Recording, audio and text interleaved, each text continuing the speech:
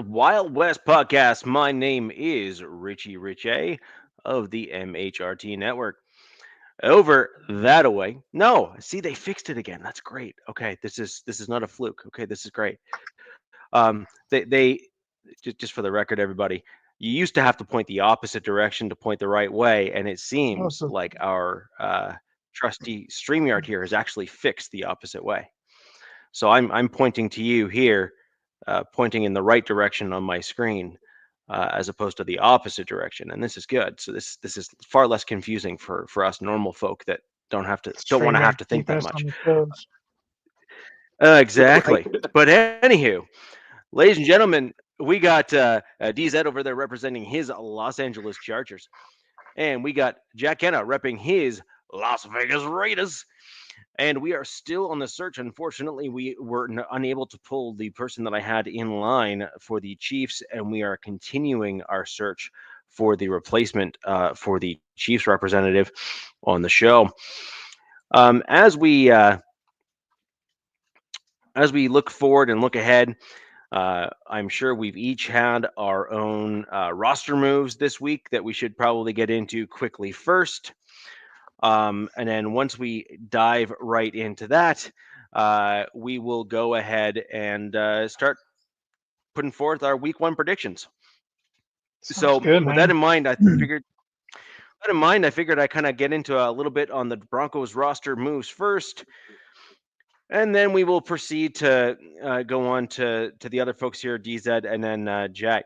So my Denver Broncos have made only a handful of roster moves, but I think they're actually quite interesting to say the least.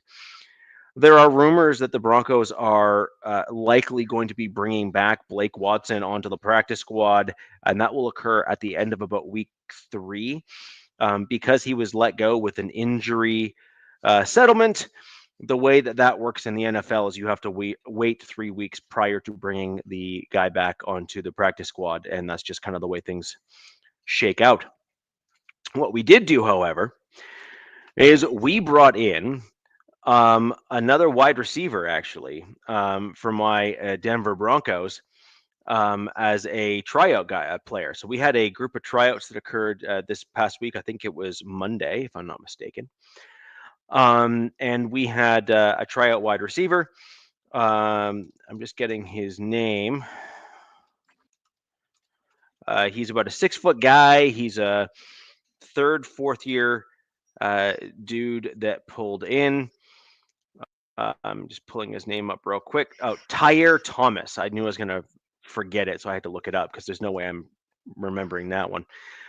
He's an interesting player. He's about 6 foot, 195, kind of like a meh in terms of measurables. Like he's no 6'5", 195, or some freak tall or freak large wide receiver like we used to see. It's a Like very the lean, late skinny great, man. may he rest in peace, Demarius Thomas, like 6'3", 230. Yeah, right.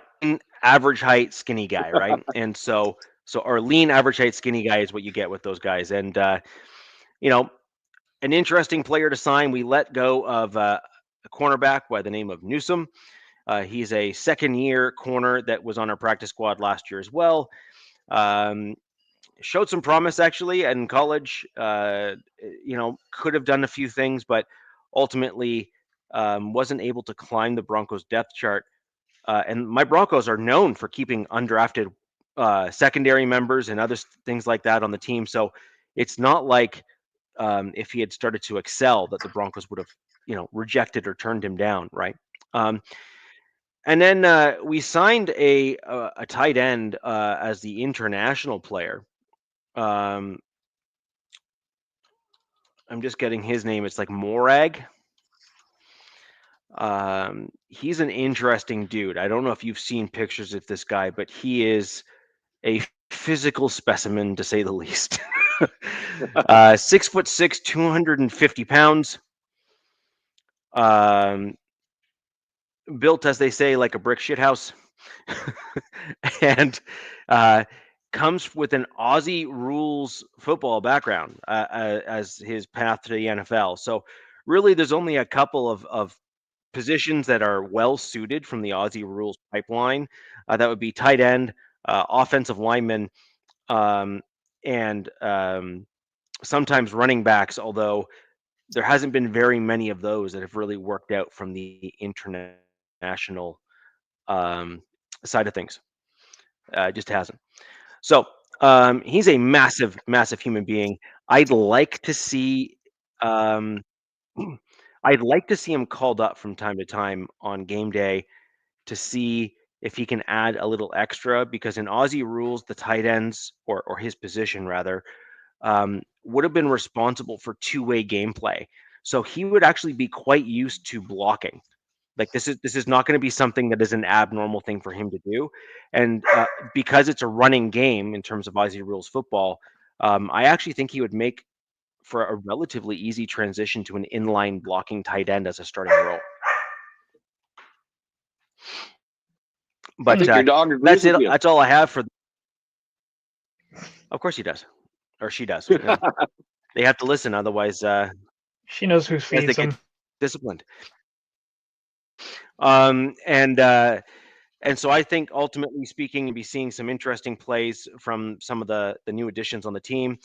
I'll talk more about my predictions for the roster call-ups for the upcoming game, but we'll cover that in the second, the second go round. Of course, it's abnormal with pads on. I mean, literally, there is a saying in the rugby world that pads are for women, not for men.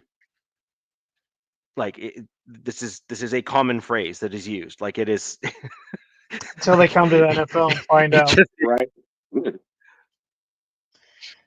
I've seen it. Right, I mean, until they come to the even NFL and the then they way that find out.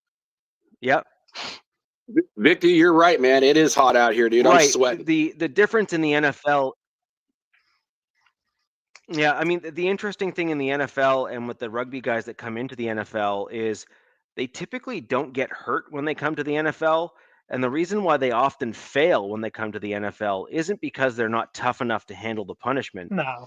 Yeah, they're tough. It's because they're they're just not used to running around in pads and having other guys that are hitting them with pads on. So it adds a different element to the game, and they're just not used to the speed by which people are hitting you at because of the added protection. So it's a completely different game. So you're not wrong that it's a different game with pads on, but I am curious because the tight end is a position that I've always felt has the greatest potential with the right player coming into the NFL to be the most successful in terms of as a transition, just because they I are think such a versatile position. blocking tight end, like you kind of said, but blocking like fullback / tight end, like a rugby guy, that makes the most sense to me. And obviously, we've seen with the guy in Philly, D line, but yeah, man, tight end seems like it would be like that would be the fit for rugby guys coming over. Also, I think, I love, my Aussie guy and Lockie Tossie's, so happy he made the practice squad. Doesn't count against the roster at all. And, he's been impressive all preseason. First time ever playing, laying guys out. He knows how to use his hands. So there you go. I think the offensive line's another good spot for him too. Yeah. So that's about all I have for the My Denver Broncos in terms of the signings and changes. We haven't had any other major news. Everything else I'm going to say for a little later in the show when we talk about what the upcoming game is going to look like against the Tennessee Titans. Yeah, man.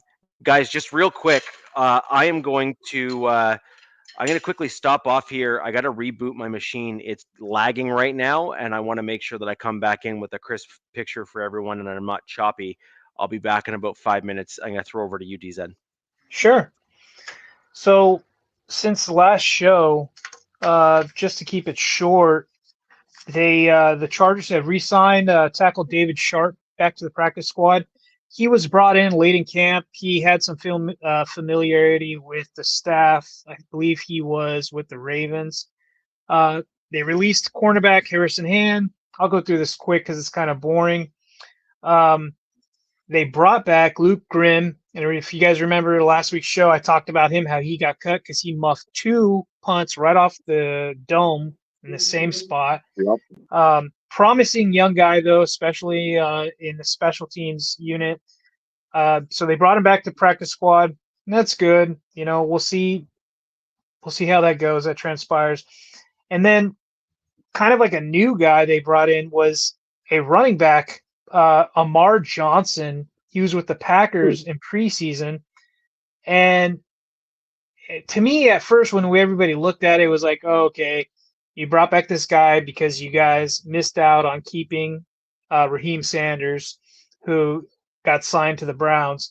Well, digging into this guy a little bit, not that much because he is on the practice squad, he had 5.2 yards a carry this preseason and 2 yards after contact.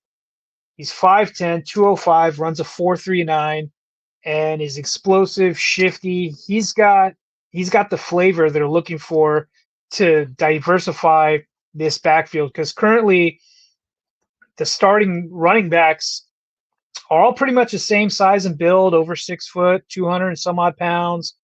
So I kind of like that. He actually had more yards per carry than the guy that we were so sad that we missed out on. That was Raheem Sanders. They also released a guard, Carson Barnhart, kind of a surprise. He was a Michigan guy, so he had connections to Jim. And then this was kind of a weird interpret. They placed on practice squad injured wide receiver Jalen Reagor. So Jalen Reagor was a guy the staff was very high on. He was a first-round pick from the Eagles years ago. Seems like a miss by the Eagles. One of those rare misses that Rare misses, yeah. Yeah.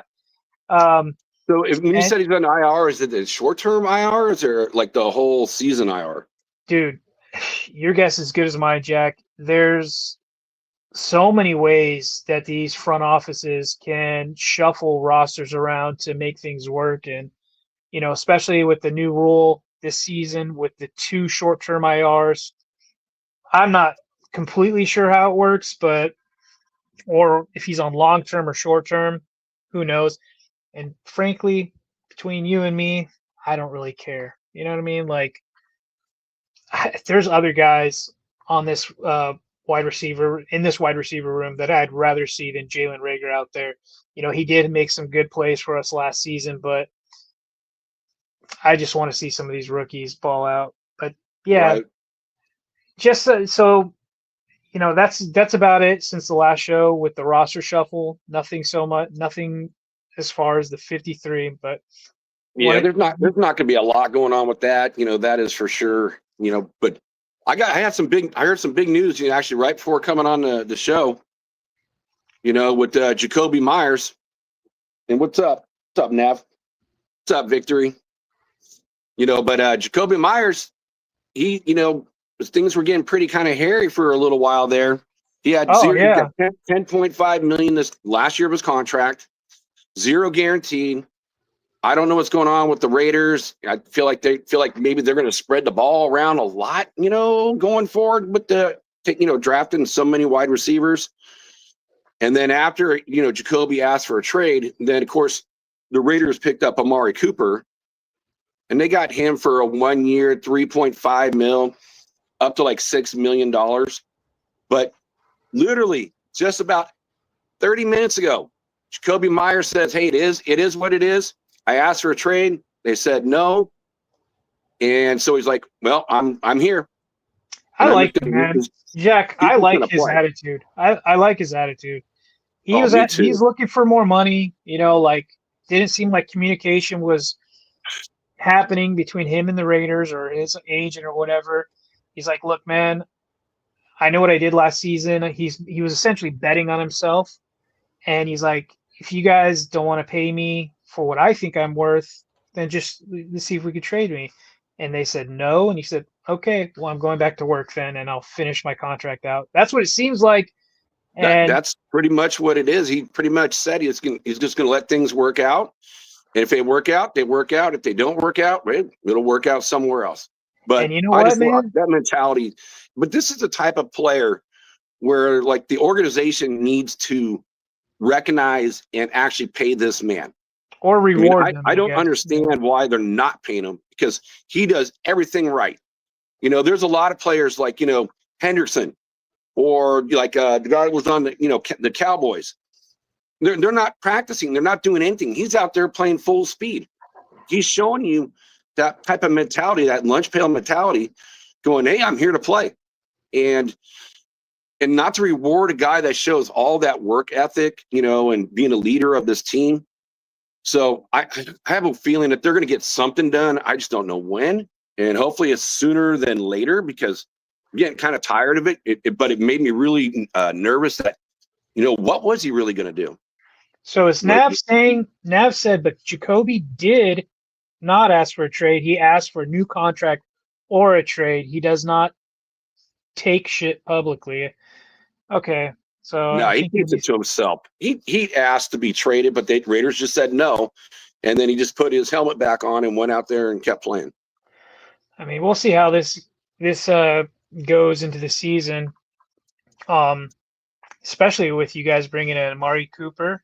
So you've got two really savvy vets on there with two young guys. I like the move. Hopefully he's in game shape. Saw some pictures of him, kind of looked a little bit looked thicker, you know what I mean? But then again, when he was on the Raiders, he was a much younger man. He's like a 10, 11-year vet now. So you're going to put on, a little bit of mass. But besides that big news, it's like the other one was they picked up, Tristan McCollum from the Eagles. Again, that Eagles connection with our front office. And for a guy that, missed the last couple of weeks in preseason, which was a guy I really liked, another Notre Dame guy in the way of Harper, they ended up letting him go. So was it Thomas Harper? Yeah. Okay. Yeah. Yeah, I really like him. He got picked up, I think, by Detroit, if I'm correct.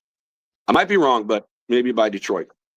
Seems like Richie's having some technical difficulties trying to get back in, man. Looks like he's tried to do it twice and hasn't been able to. So I know he wouldn't. I don't know if he wants us to move on, but we could shoot the shit for a little bit. I don't know. Well, let's start. We talked about what we had three things that we wanted to talk about with our teams. We can just kind of start off, and then Richie can catch up when he gets in. Yeah. So he said, if I read the text right, it was like 3 things for success and 2 concerns heading into the game. I assume game 1, right? Yeah. Okay. I mean, I guess I can kick off with the Chargers and Chiefs in Brazil, since that's probably the first game in our division, right? Yeah, you are the first game, and it's 2 AFC West teams, so it's going to be a crazy great battle. They landed. The Chargers landed in Sao Paulo today at 9 a.m. So they flew overnight. I think it was like an 11.5 to. It varies from 11 to 14 hours. There's like a straight flight. Like, I don't know if anybody's been on long flights. They're absolutely brutal, in my opinion. Unless you're like in first class in one of those like sleepers or something like that. It's got to be brutal. Can you imagine like being a guy like Mekhi Becton, like 6'8" or whatever the hell he is, sitting in that plane for that long? Like, give me an effing break, man. Well, I would assume they probably have the team planes, which they got more feet room. Yeah. Because Becton would like take up like the whole row by himself. Yeah. So they landed at 9 a.m. They got some rest. Apparently they're staying by the hotel or whatever it is. And from one of the reports, I guess it's taking 2 hours to get anywhere. So it's like from their hotel to the training or whatever facility, it's 2 hours, and it's just 2 hours, 2 hours, 2 hours everywhere. So really not good traffic, but what do you expect in Brazil? So going into the game, it's supposed to be in mid-70s with about 80% humidity. I believe it's wintertime south of the equator right now. They're playing at the Corinthians Stadium, holds 47,000. Chiefs are favored by 3 points. What's new, right? I think the over-under is 45.5. So I was going to go into some stats about the game before I get into my successes and concerns, and we can kind of just volley off each other until Richie gets back. But Sounds good. the Chargers have lost their last 7 games against the Chiefs. Which, wow. Yeah, That means they're due. Well, I don't know. We'll see. In 5 of those 7 games, we've had a fourth quarter lead going into them. So that means that we've lost, in the fourth quarter to the Chiefs. So if you look back, especially at those last 7 games, they're all been super close, I think, except for one game. Another one, Jim Harbaugh's 5-0 in season openers. But to caveat that, the Chiefs are 3-0 in international games, so this is their 4th one, not included their games in Tokyo they did in the late 90s. Mahomes has like a 19-4 record in September and is 6-1 in opening games. So there's a lot of butting heads on stats right there. Object, unstoppable force, Yeah. Another thing is Richie's back. We'll see if he can pop in. Hey, Kona. Where are you at, Kona? How many? You look good from here, Richie. Oh, yeah, that was fun. So,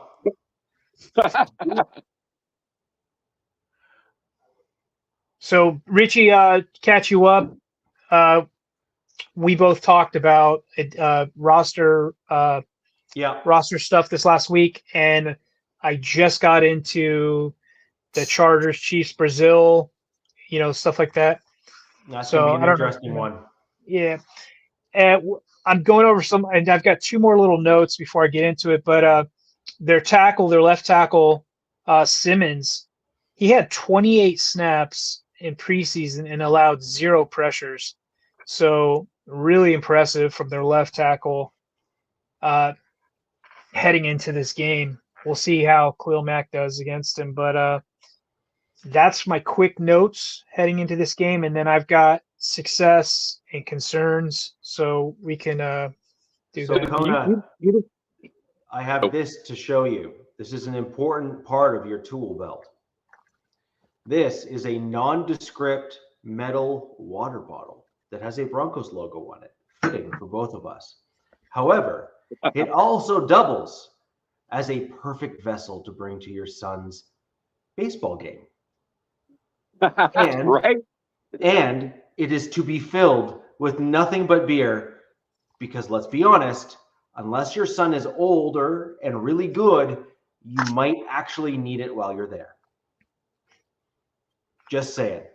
So, anywho. Yeah, Kona will definitely have some Kona in that. Hey, what's up, Sacktown? Blue brother. So, we were just talking about, those flights, long flights, and, a guy like Beckham, how much space he takes up and so forth like that. But you just mentioned, 70% humidity. Yeah. Beckham's going to go from like that 340 or whatever down to 300. Opposite. It's 80% humidity, and it's in the 70s. So that's going to probably feel like, high 80s, depending on like if they're under direct sun. But this is going to be an evening game. It's still going to be hot, but it'll be an evening game at least. So, but yeah, you're right, Jack. They're going to have to keep hydrated, and hopefully they do their due diligence, right? Right. I'm just feeling right now, it's like probably in the high 90s, and there's not a lot of humidity in California, and I'm sweating my ass off right now. So I'm just picturing that in Brazil going, oof. So it feels like fall. Feels like the beginning of fall here on the East Coast right now. And supposedly that was only supposed to last like a short period, and then it was supposed to get hot again. And that's not looking like it's happening. So there's some Arctic thing, stuff that whatever. I'm enjoying the weather right now, except it's super dry. I'm a fall person or a winter person. Just give me cool weather with breeze and maybe some sun. I'll be fine. Summer's overrated, man. I get over it real fast. I like spring. So some interesting things with the Chiefs and the game in Brazil. Number one, your team is built interesting. Harbaugh built teams are built really interesting. They're built to try to run the ball. Your game plan is going to be to force the run, which is going to ultimately wear down some of your opponents a little bit and really try to push that envelope. And while the Chiefs have a good defensive line, that really hasn't changed year over year. Their D line is still a force to be reckoned with. The fact remains is that heat and constant running the ball in their direction is not going to be friendly to them, I don't think. I believe that that's going to really force them to be worn down, especially by the second half. And I mean, that's if the O-line can oppose their will, though, Richie. That's key. Well, there. Yes and no, but even if you're not able to truly move the ball aggressively, even at a couple of yards of carry, even if it's 2 or 3 yards of carry, that still grinds down on an opposing defensive line over and over and over and over again when you keep doing it. The key is your coach has the stones to actually keep doing it. Like he actually has the wherewithal to say, if I get a 2-yard run here and I keep running it for 2 yards and I keep wearing down that opposing team, eventually, as I keep them mixing in play action pass and some other things into the mix and all that kind of stuff, eventually that opposing team's going to crack. Eventually they're going to be forced in some regards to allow certain plays to go through, or just be so tired or gassed that they can't stop it. And we saw that a little bit last year, which is a bit of a return to old school style football. And I think that may be something that the Chiefs are going to struggle with a little bit this year, as their resources are stretched a little thinner overall. And they've had some injuries, and they're also going to be without a wide receiver that started ascending for them last year, who got himself into a little bit of vehicle trouble and is now suspended until mid-season. I agree and disagree at the same time with you. I think the Chiefs pick up right where they left off. Obviously not the Philly game. We'll see how they bounce back from that performance, because Philly just out-bullied them essentially in trench-wise. But, the Chiefs were, I think, the number 2 team in points last season. Chargers were number 1, but the Chiefs had a much more difficult schedule, went against much higher ranked teams, if you'd say. I think they did get rid of or they did lose Pennell, who got picked up by the Bengals, which was kind of an interesting release for a vet like that. And then they brought back one of their old friends. I think it's Noddy. I don't remember. I don't know his first name, but the thing is, I looked into the Chargers. That's one of my keys for success, Richie, is I'll just jump into it if you like. Yeah. Is to keep this Chiefs defense honest, right? And what the Chargers want to do to make that play action work is you got to run the fucking ball. Excuse my language. Sorry, you got to run the ball. You got to be successful at it. And last season, the Chargers tried that and failed, in my opinion. Last season they had played them twice, AFC West. Everybody's not a dummy in here, but I think it was game 1 against them at 55 yards, 55 on 24 carries, 0 touchdowns by our running backs. Chiefs held them under 3 yards per carry. Second game was a little better, 94 yards on 24 carries, 1 touchdown. So 149 yards against the Chiefs for a team that was built to run. Mind you, it was their first year, right? They had to work with what they had. Right. Totaled up to be around, I think I wrote it down here, it was like 149 yards for both games. And That's just inexcusable, right? Especially for a Greg Roman offense, right? And running the ball, doing all that. You look into Greg Roman, which is not a fun topic, but he's had success running at certain stops, but he inherited or they had really good offensive line and running backs. Last season, if everybody remembers, we had J.K. Dobbins, who's now a member of the Denver Broncos, and Gus Edwards. And Gus Edwards was almost a non-factor all season, which I was really surprised with a nickname Gus the Bus coming over with the connections to Baltimore. It just didn't seem to work. And, partly could do. Go ahead, Jack. Just to make it quick funny, it's like the wheels on the bus didn't go round and round. They just fell off the bus. Right. And but J.K. Dobbins, who a lot of fans liked, a lot of fans were really excited about him. He's got a good story to root for him. He had some really good explosive moments, but he just wasn't consistent. He could never just get those extra 2 yards, fall through, break through some tackles, things like that. And which is weird because the connections to Greg, to everything going on, it just didn't work last season. And I'll flip that with the Chiefs. They had 94 yards on 24 carries and a touchdown. Or, I'm sorry. They had 85 yards on 28 carries and a touchdown on us. 103 yards, second game, on 31 carries and 0 touchdowns. So they did better in that run aspect, which is probably why they won those close games, because they can close games out like that. If you could run the ball in the second half, that fourth quarter, that's how you win time of possession, and that's how you steal games from people. So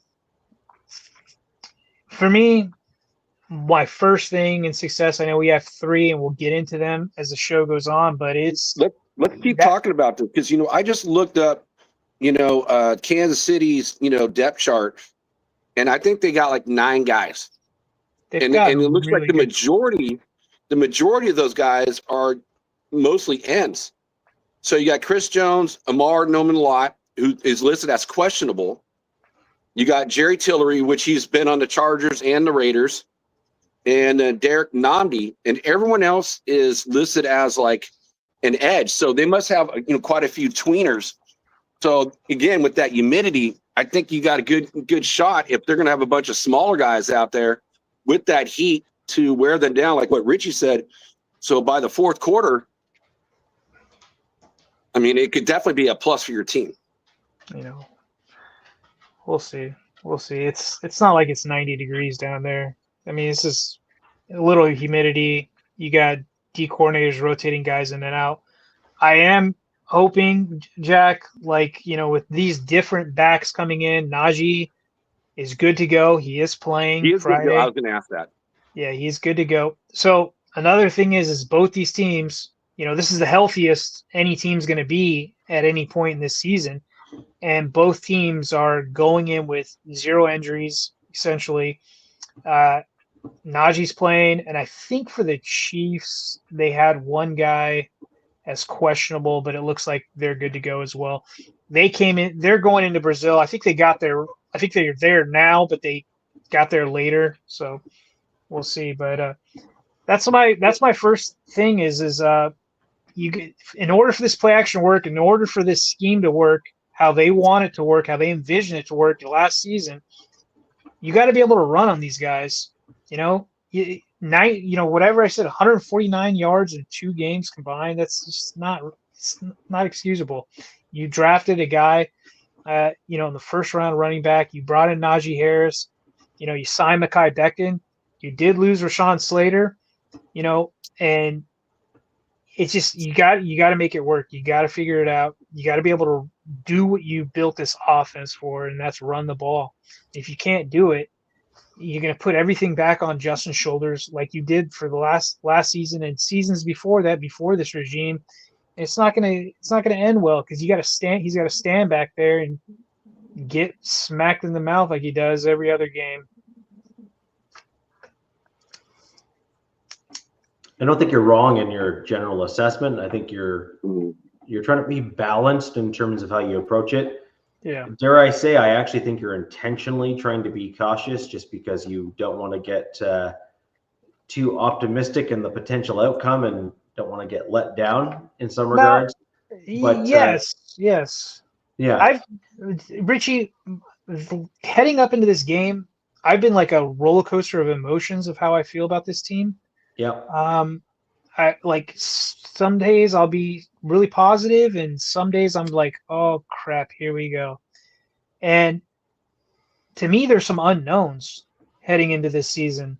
Yep. You know, I felt like the staff didn't do what they should have done with this offensive line. I really felt like they should have put more into this line coming into this season. The only guy is, Mekhi Becton, who worries me about his health, and he was not practicing for 3 weeks, and then practices, and now he's playing game one, and he's got Chris Jones. Like, don't get me wrong, guys. Like, or I should rephrase that. The Chiefs went to the Super Bowl on the backs of that defense last season.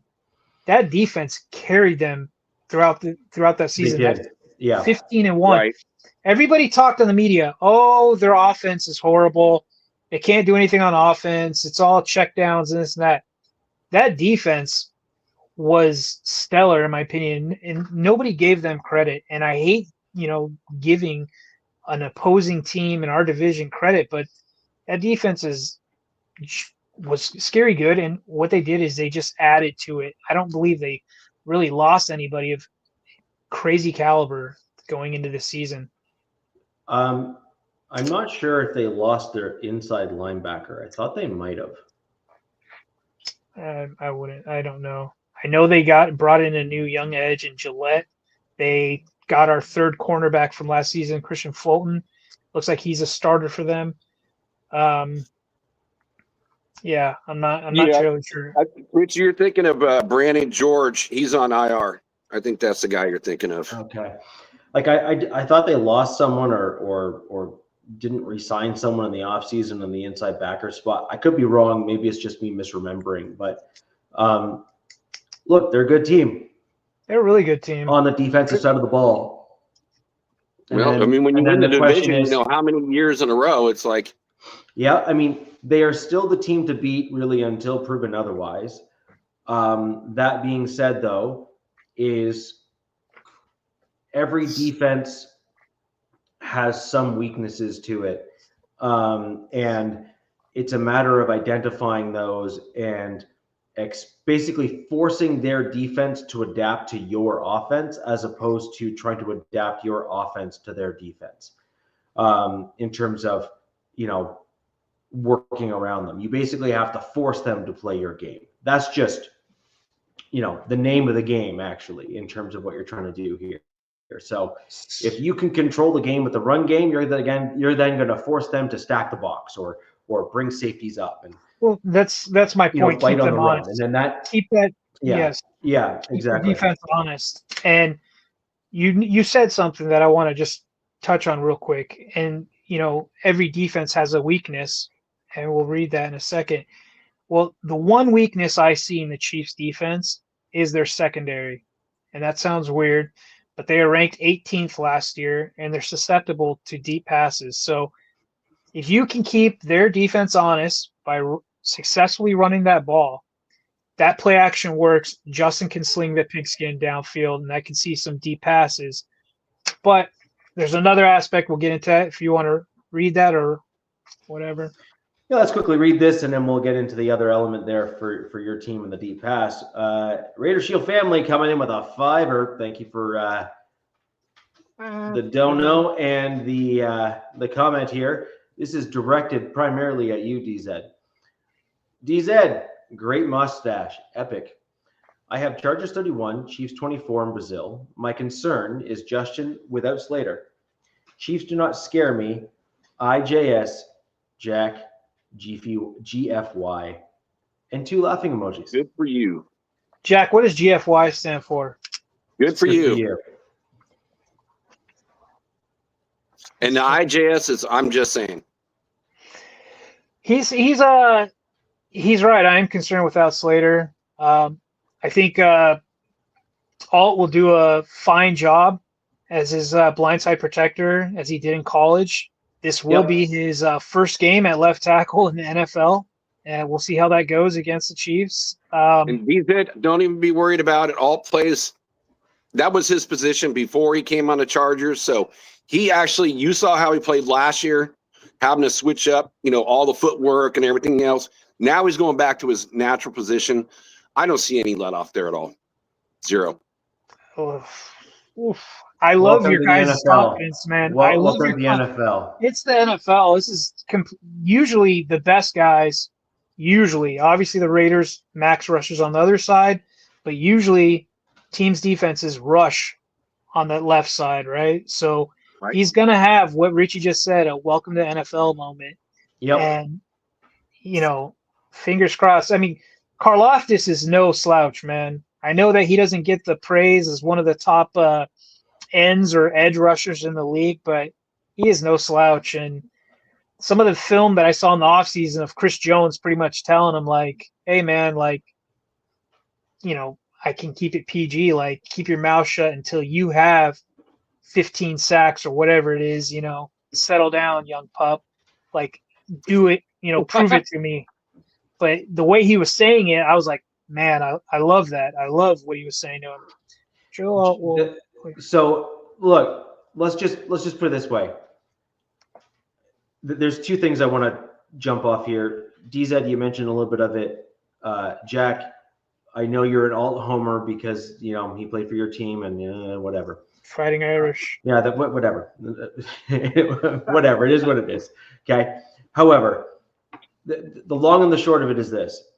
The dude is clearly a gifted offensive lineman. I am certainly not taking that away from him. That is not the point of what I'm saying.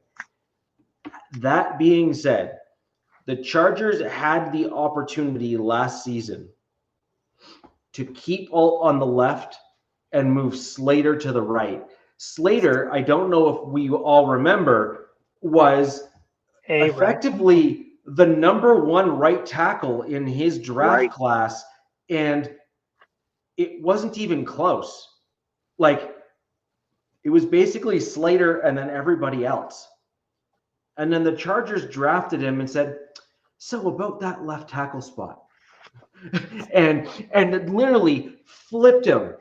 Yeah. And he did really, really well on that left-hand side. And then Go ahead. He did excellent. Like, he was one of the best left tackles in his first year. And again, that was like mind-blowing to me, because sometimes the best left tackles, as in natural position in college at left tackle, sometimes those dudes look like that they're, going to be slouches in the NFL and not even make it. But Slater didn't look that way. Slater looked like he belonged there. So let me jump in real quick. So he coming out, NFL guys, because of his size and stature, I believe his arm length or something, they were like, oh, this guy's going to be a great guard. They wanted him to be a guard, not a tackle. And you're right, especially last season with them bringing in Alt, you would have been like, whoa, how about a switch here? Yeah. But I think they were trying to do Slater a solid because of that left tackle money.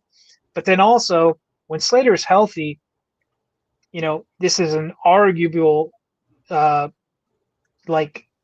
statement. He was graded as the number 2 left tackle in the league when he's healthy. So they're like, okay, let's not, fix what's not broken. But Richie, it does make sense, like, especially say going forward in the future. And we talked about this weeks ago. We talked, that makes sense that, and there's some fans that I talk to quite regularly that are like, this is Joe Alt's position for the foreseeable future. It doesn't even matter when Slater gets back, which I thought was interesting. And I can personally see it due to the injury. And we'll see how Alt does, though. And he's got a big test against a really good defensive line and a defensive coordinator who loves to blitz and bring the heat from all over the place. And I can't even, I can't, on so many of our different shows when you guys got Alt originally, how many times did I say that for that switcheroo? I mean, it made perfect sense. But you know what? They're both great. I mean, what a problem to have two of the top tackles in the entire NFL, and they're versatile enough to go play good either side. Unfortunately for the That's rough. Chargers, That's so rough. we've got problems on the other positions in the offensive line. This is where it gets like, oh, you see these outside guys and you're like, man, they're super good, and then you start looking on the inside, you go, oh crap, and that's where we had a bulk of our problems last season, was in the interior of the line, and the thing is, this staff is betting on themselves and essentially doubling down on what didn't work last season, and that's left guard Zion Johnson and center Bradley Bozeman. They're pretty much saying, like, we know that didn't work, but with these new running backs, this is going to work. And it's the definition of insanity to me, because they even extended Bozeman. He's looking like he's going to be the starting center next season as well, which pisses me off and probably every other Chargers fan out there. And then they bring in Becton, which was great, because it would have been, that Becton and Alt on the right side would have been a dominant force. Those are big men. Like, those are big dudes. Like, yeah, and then Slater goes down, and what you got to do, you got to move Alt to the other side, and you bring up your reserve lineman and Pipkins, who isn't known at all for his run blocking and is known to be an average pass blocker. So now they've got this hodgepodge offensive line, which is, Richie, it's keeping me up at night. I'll be honest with you, man. Like, yep. I know there's Raider Shield. Nav is feeling a little confident in the score, and I'll get into my score prediction later. But this Chief defense, they're no joke, man. This D line is not a joke, and I'm not saying anybody else's D line is either. But I've seen them personally take Justin, like, try to take him out of the game, due to piss poor pass blocking and run blocking. So we'll see, man. I'm nervous. I'm nervous, and I want these guys to just shut me up, essentially, especially against the Chiefs. Yeah, my general thought process. Concern, right? Oh, we got Nav in the building again. Yeah, we do. So we got Nav with a $2, a twofer, if you will.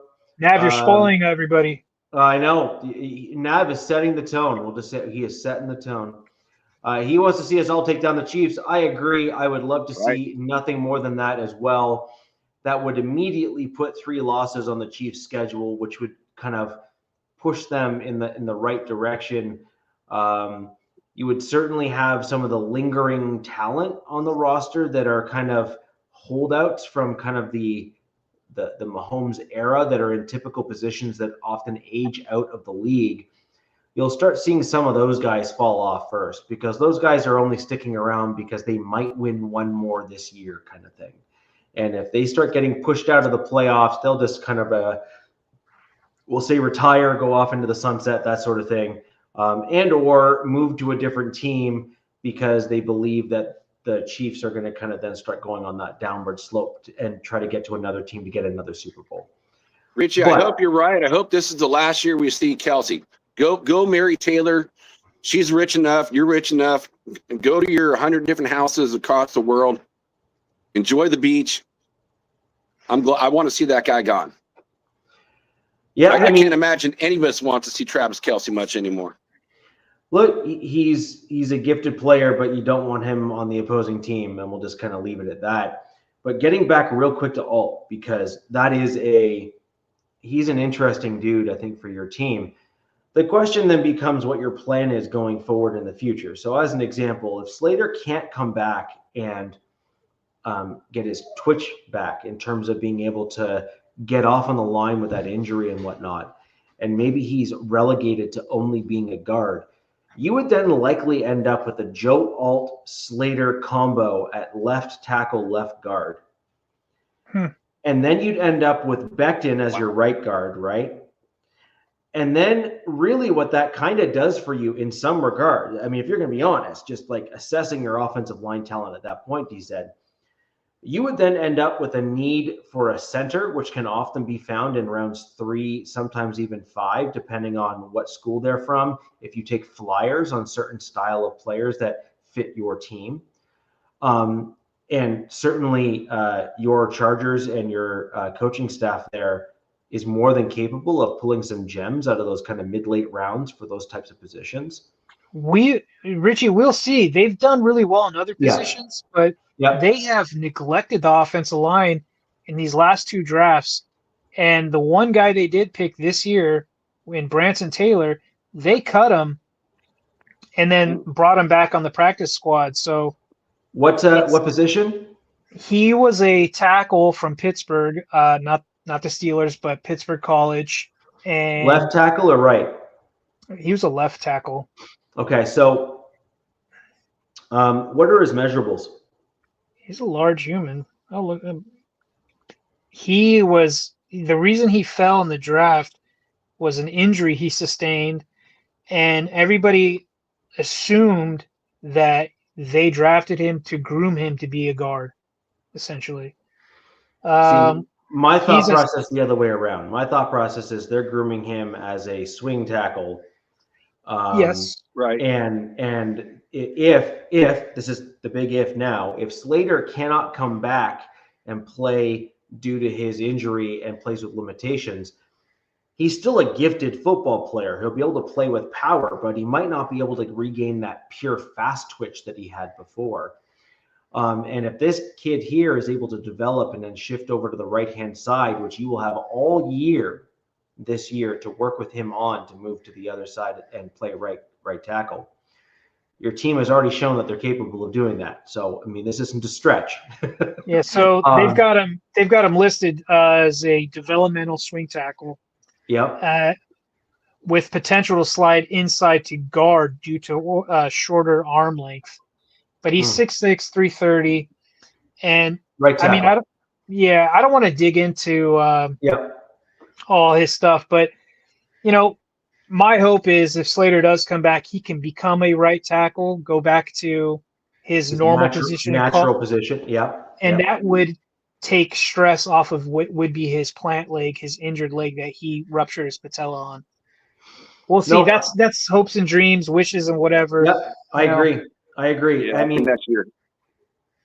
I mean, like I said, Slater, when he first came out of that draft, you can go back and watch the show that I was on at the time.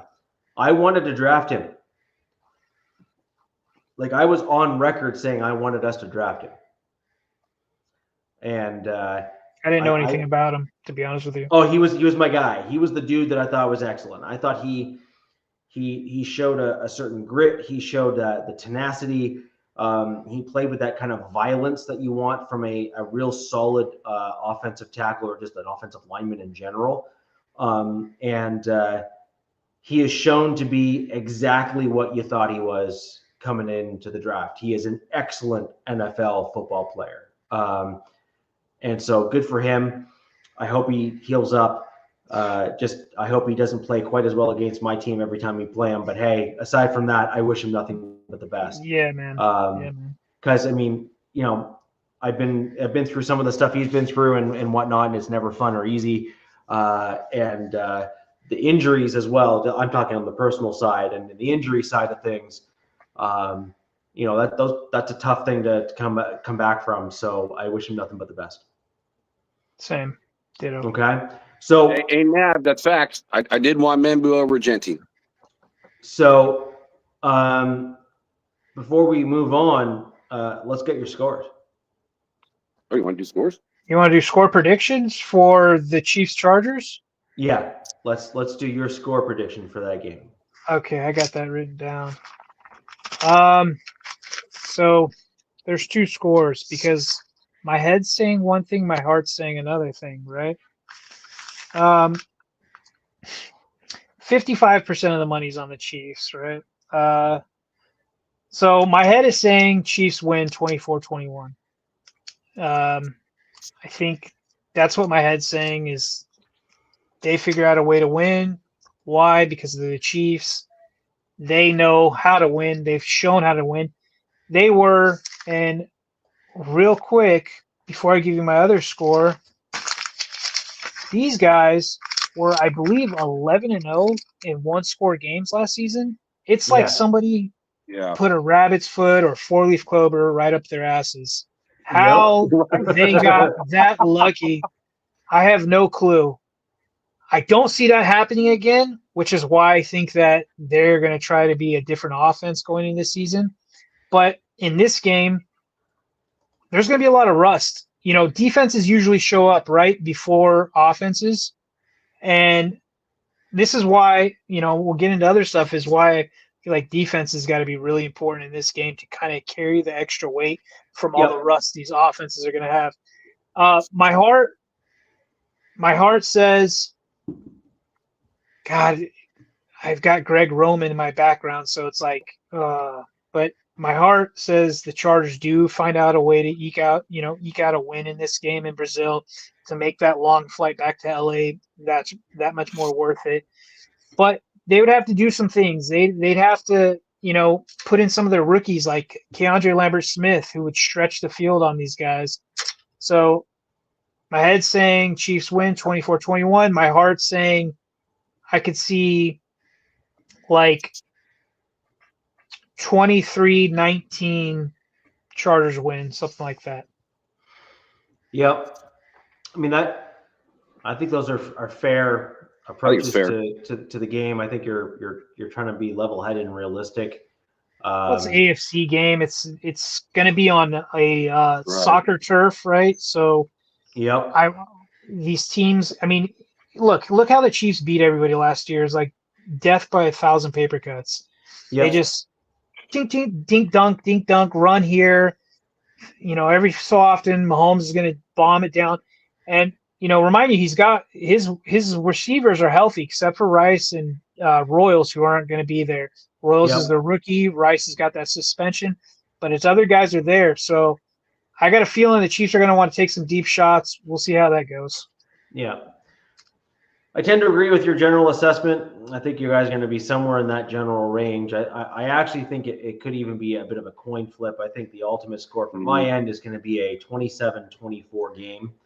The question is who's on the 27 and who's on the 24. And I do think that I think it comes down to two things. We kind of hinted at it earlier.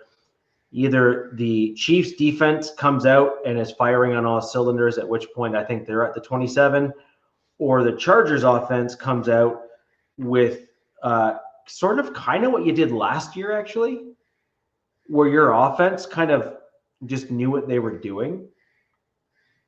If I recall correctly, I thought your offense came out looking pretty well last year, DZ, unless I'm mistaken. But I thought you were kind of at least fine-tuned a little bit more on the offensive side of the ball. Not from the start, because you guys got to remember they couldn't run this offense from the start because Justin had a foot injury. That's right. So So this is why I'm bullish on the offense, and then it's also negative at the same time, because I do know historically offenses come into games rusty, but at the other side of this is, you know, Justin's been healthy through all this and has been developing chemistry with his weapons, with his new toys. They brought in quite a few new toys for him. So we'll see. There'll be new things on both sides of the ball. Both teams will have new aspects coming into this game, and we'll see how it plays out. Yeah, my general gut is if you guys can figure out how to run the ball and keep the defense at bay for the Chiefs and have success running the ball with your larger bodied running backs there, that will do a reasonable job of wearing down the defense. I could see you guys being the 27 point in my 27-24 score prediction. Is that you're going to stick? You got to stick to one score. Come on, you got to do one. I'm going to go 20. I'm going to go 27-24 Chargers. I just think that a two-headed monster with a running back game for the Chargers, I think, is going to be a little bit too much for the Chiefs to handle on the defensive side of the ball, especially with the fact that they're both like 6'1", 230, 225, somewhere in that general range. That is the prototypical height, weight, size combo for running backs in the NFL that actually cause other teams fits in terms of being able to sustainably stop them, if you will. And I think that'll work in your favor. And I think I think your 2 running backs will be the difference maker for you in this game. That'll be my prediction. I'll leave it at that. And I didn't know Najee was coming back. So, I mean, that kind of changes a lot of things up. You know, thinking about that humidity that's going to be out there. I mean, I must have scribbled out my score like 3 different times. And I'm been like, you know, both you guys, like going back, like I can see it going both ways. I see it being very, very close. But I got to stick with the last score. I mean, even I really would like to. I would almost want to switch it up right now just because Najee's there and looking, you know, they have 9 defensive, you know, tackles, you know, in their defensive line. But a lot of those guys, again, outside are tweeners. So I could see them getting worn down with this game. My initial prediction, I had the Chiefs winning 24-23. That's how close I have it. It's a coin flip. It can go either direction. But if I have to pick one direction, I can see it going either way. But initially I said KC, so I'm just going to stick with that. Yeah. But I can easily see that being the opposite, though. You know, that was also something on my notes as well, is, you know, going into your first game, right? What is that, a polar bear? What's up? Look at Denver? No, that is Brooke. Oh, I got Denver here too, though. You know, another notes I kind of wrote down is, you know, don't shoot yourselves in the foot, man. Like fumbles, penalties, you know, don't give the other team any extra ammo, right? You know, the Chiefs don't need any more help than they already get. You know, we've seen it, right? Well, you know they're going to get that extra help, so. Well, luckily, the reffing crew down there is not a fan favorite for the Chiefs. So I forget his name's like, I believe it's Carl something or other. But the Chiefs fans are not too thrilled that he's reffing this game in Brazil. But, you know. What, they found an honest ref? Right. It's just, you know, we had I think it was our last preseason game against the Niners. You know, mind you, it was all backups and whatnot, but there was way too many penalties. So I don't want to see these guys going into week 1 just doing dumb things. And another thing is I wrote, it's like if Justin can't trust QJ, he drops a ball, just yank his ass out of the game and put Trey Harrison, put KLS, put one of these young guys in and just go from there, because we cannot keep relying on this guy in pivotal moments and him just dropping the ball or doing bonehead stuff. I agree. Well, let's move this along. Jack, we will have you go next, and I will close it out with my Denver Broncos. So, Jack, getting right into the upcoming game with your Las Vegas Raiders. Let's go. So we talked about, you know, 3 things that we want to see and, 2 concerns. I'm just going to start off with the concern. Yep. You know, and it's going to be the running game for the Raiders with Genty. It's kind of weird, talking, weird, Genty, potential generational back, highest guy, drafted in the draft. But my thing is going to be, I look at the linebacking core, and I'm a big fan of Spillane. So they picked up Spillane. And then another player that the Raiders tried to get, but they matched the offer, was the restricted free agent Ellis. So they got 2 real solid linebackers. So it's going to be something I'm going to be really watching, and to see, how Genty does against 2 of the better linebackers that are going to be out there. So that's going to be a lot of fun. So that is a concern. But with that being said, when we're positive, is that, in the way of the play action, because you're going to have to respect that run for the Raiders. And so if they move those guys up, and I look at the weapons, and Richie, you were off. So Jacoby Myers, even though he asked for a trade, he's playing. There's no holdout, no nothing. He's just ready to go back to work, is what he said, literally before we got on the show. I heard. Yep. So I'm looking at these weapons with Geno Smith, and that's one of the big things. I look at the quarterbacks that the Raiders had last year. I mean, not one of them was starter. And now you bring in a Geno Smith, so who is, on the mid, 12 to 16, somewhere in that range as a quarterback in the league. And then you put these type of weapons in there, and you got to respect that run. And when you talk about it, Jacoby Myers, you pick up Amari Cooper, you got, an outstanding, young prospect in Thornton at almost 6'5", 4.3 speed. You got Trey Tucker. Of course, you got the man, who's going to be the number one guy in Brock Bowers. And then you got Michael Mayers. So looking at it in the way of, okay, it may be a little rough sledding, to get that run going the way they want it to go. But I think they're going to be able to pick apart because Christian Gonzalez, who is probably their best defensive player on the entire squad, TNT. He has not practiced since July 28th. And, they had an interview with their head coach today, and he still didn't practice today. So if you can take that guy out, and you're going to get a lot of free roam in that secondary. And there's still some talk, about them trying to get rid of Duggar, which is kind of an interesting, piece for their safety room. So I can see there could be a lot of throwing in this game, and I see it as a really high scoring game. So I think the running game is going to be a little bit tough. Hey, what's up, Willie Wayne? I think it's going to be a tough going for them, but I think they're going to make it up on the passing side. So, and then are we going to circle back around or just finish it out? Because we said 3. Okay. So then I'm going to say the second thing that I'm looking at is their offensive line, which they got 4 new starters for New England. They got 2 rookies. Of course, they picked up at the number 4 pick overall.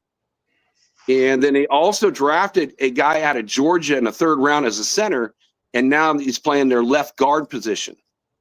So it's going to be interesting to see with a brand new offensive line, how they gel. And then, of course, that leaves the old veteran, Morgan Moses, going against Max, which I'm absolutely loving that matchup right there. So the defensive line, and being able to rotate. Again, we lose that Christian Wilkerson, a dominating type force. But what I see with the Raiders, since they kept 10, it's just rotation. So by the time when you get into the 4th quarter, same thing that we were talking about with your squad was, wearing them down. What do you want to ask, Rich? Are you saying you're excited about your offensive line rotating players? No, my defensive line. Oh, okay. Sorry, I misheard. I was just the defensive line going against their offensive line with 4 new starters and 2 rookies that are playing. Right. Okay. All right. Sorry, I misheard there for a second there where I thought you had flipped back to your offensive line, and I was just like, no. Dude, why are you excited that you're rotating offensive linemen? I don't want to see the offensive line rotate at all. Screwed. If that's what you're doing, you're totally done. Screwed. Yeah, you're done. Right? I do not want to see that for the life of day of me, and that's for sure.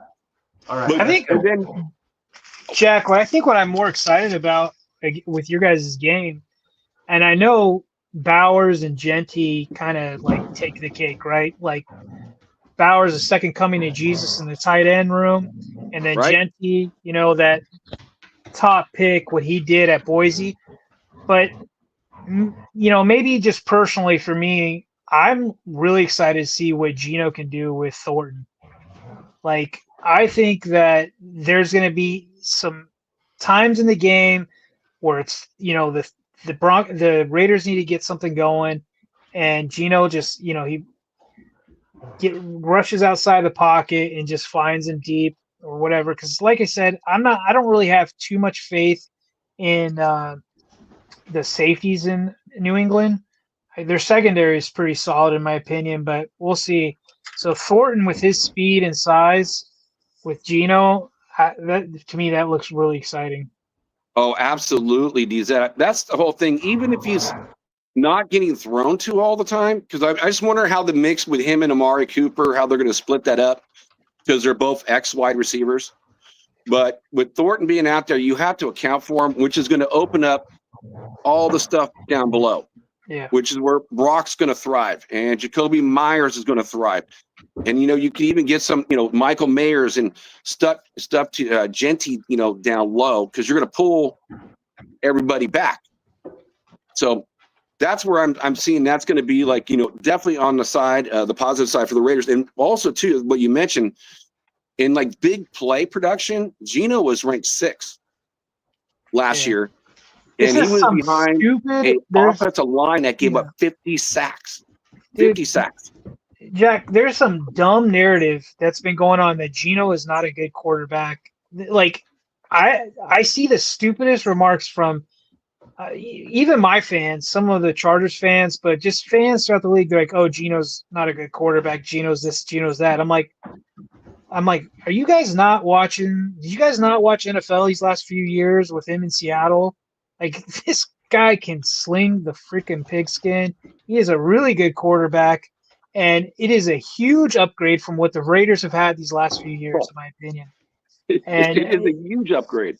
Huge upgrade, and you know what? He's actually could have better weapons than what he did in Seattle, in my opinion. So, sleeping on the Raiders is offense. Sleeping on the Raiders' offense is a stupid endeavor to take on, in my opinion. And right now, I see them as a top 10 offense. So I think a lot of the games are going to be higher scoring, which will go into my score prediction here in a moment. But but going to like for Drake May, I said Geno was number 6. Believe it or not, Drake May was number 5. I like Drake May. When I was researching today, I'm like, really, Drake May number 5 for deep throws? And that really, really kind of surprised me. So, but yes, accuracy-wise, I mean, he threw 70.4%, completion percentage last year. Had a quarterback rating of 93.2.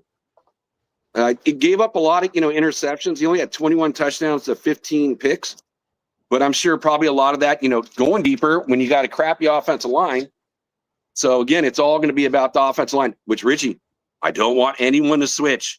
I want the offensive line to play 100% of the snaps this game. But it's going to be that part is going to be interesting just to see how that offense works and it's all brand new. I mean, there's really nothing. I mean, we get a quarter here, a couple series there in preseason, which you're not going to show anything. So this is like, opening a Christmas present, and because you don't know what you're going to get.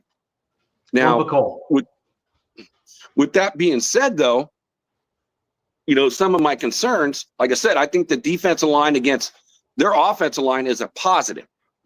But when I look at the linebacking core, I look at, my back end, my cornerbacks, my defensive backs. Oh, my Lord. I'm just right now. I heard that Stephon Diggs may play. He may play. He's been questionable.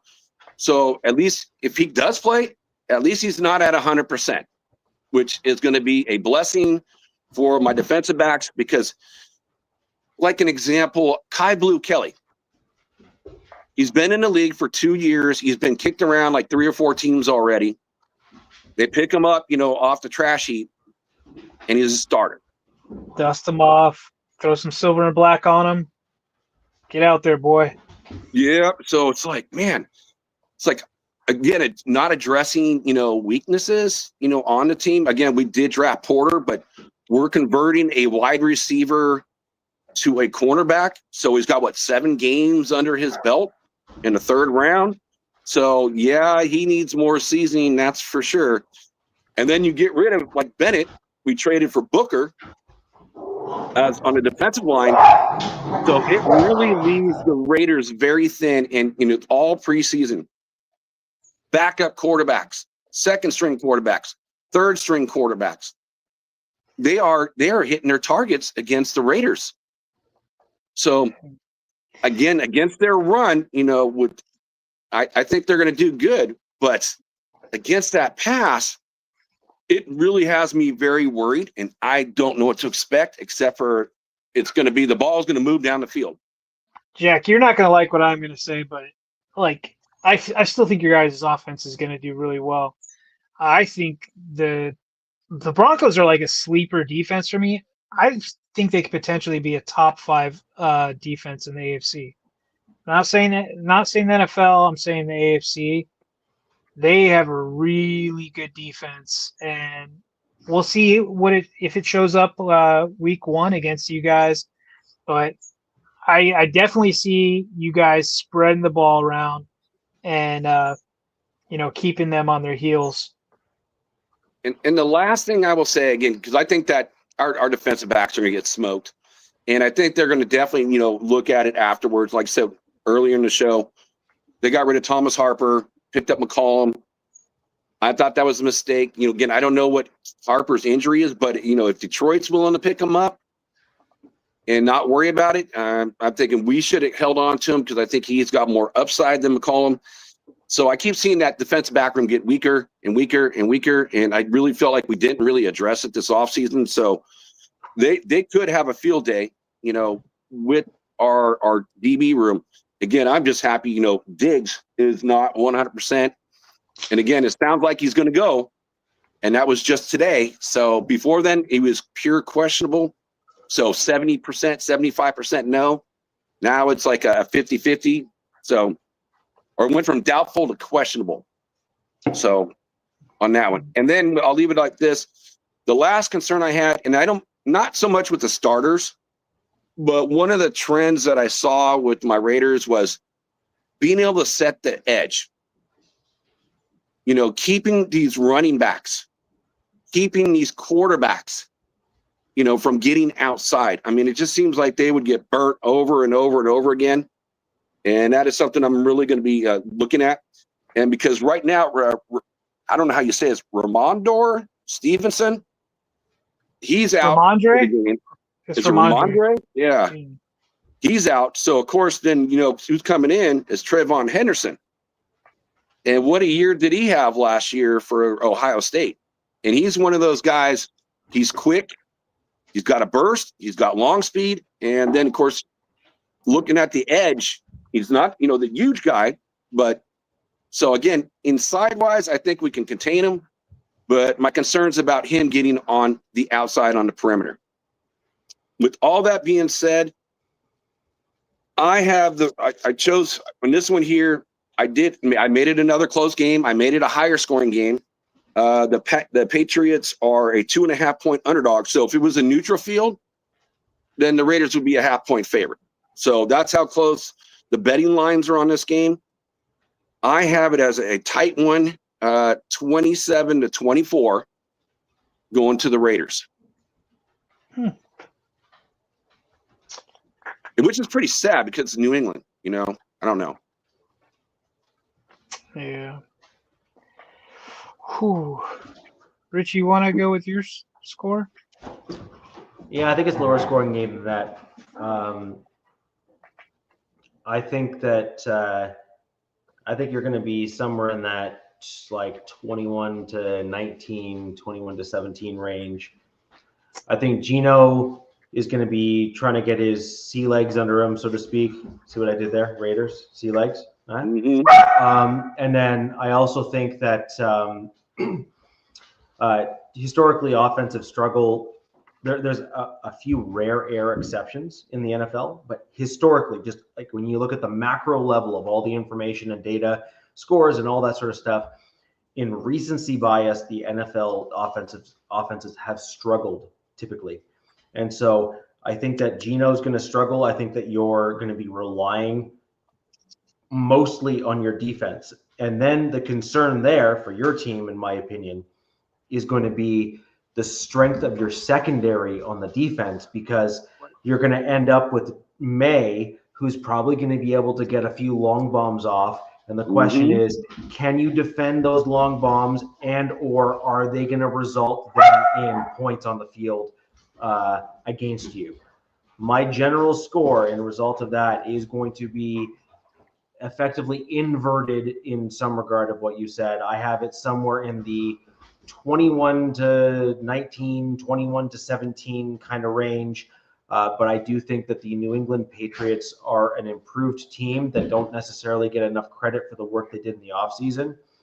And I think that in time, the Raiders will start to progress. Don't get me wrong. Like, this is game one, so this is not an indictment necessarily on the Raiders team in terms of how they're going to look as the league year progresses. But this is historically where offenses are figuring it out, and you're then solely relying on the strength of your defense to carry your team for a good portion of the first game or three in the beginning part of the year. Man, I'm going to say this the whole season. I do not want to have to rely on my defense this year. I need my offense to maintain ball control and, keep it on our side, to keep the other offenses off the field, because, yeah, my defense is kind of scaring me. This type of thing that'll keep you up at night. Let's also not forget the coach you're going up against. Mike Vrabel. Right? That dude is, if there's an area of the ball that he is known to turn around and do well with and all that sort of stuff, it's been his defense, right? It's been his defense. There's a reason why the current staff in LA keep picking up his old Titan guys. They love him, dude. They know how to play ball. He's able to pick a guy out of a lineup. You know what I mean? Like, he's able to get the right kind of football mold guy. They call him the lunch pail football players, and Vrabel was one of them. So it takes one to know one in some regards, and I think that's what you're seeing. I think that's what you're seeing with Vrabel and how he's managed things and done things, is that the Titans always fielded a very solid defense, and it was never these like guys that you were writing home about, but they always seem to perform. Always. And that's why I said right from the get-go, my number one, thing that I brought up was Blaine and Ellis, the two linebackers on their team, having a guy like Vrabel, there as well, to coach these guys. Yeah, that's why I was kind of concerned about the running game. So I'm not expecting. I think the world for Raider Nation is expecting Genty to get 120 yards or something like that. No, don't. It ain't going to happen. Not with that defense and not with their linebackers. So, I'm going to give my score projection. I think looking at both teams and kind of the unknown of the Raiders offense, and I guess we kind of know what the Patriots are going to do. I've got this as a super close game going into the fourth quarter. I could see both these teams essentially tied up heading into the fourth quarter. And this is where, earmuffs, Jack, this is where I think the Patriots take over. I think they take over in the fourth quarter and pretty much seal it. I could see a touchdown win, or I could see 10 points I could see a 24-17 just being a touchdown, but I can also see it a 10-point win from the Patriots in the fourth quarter.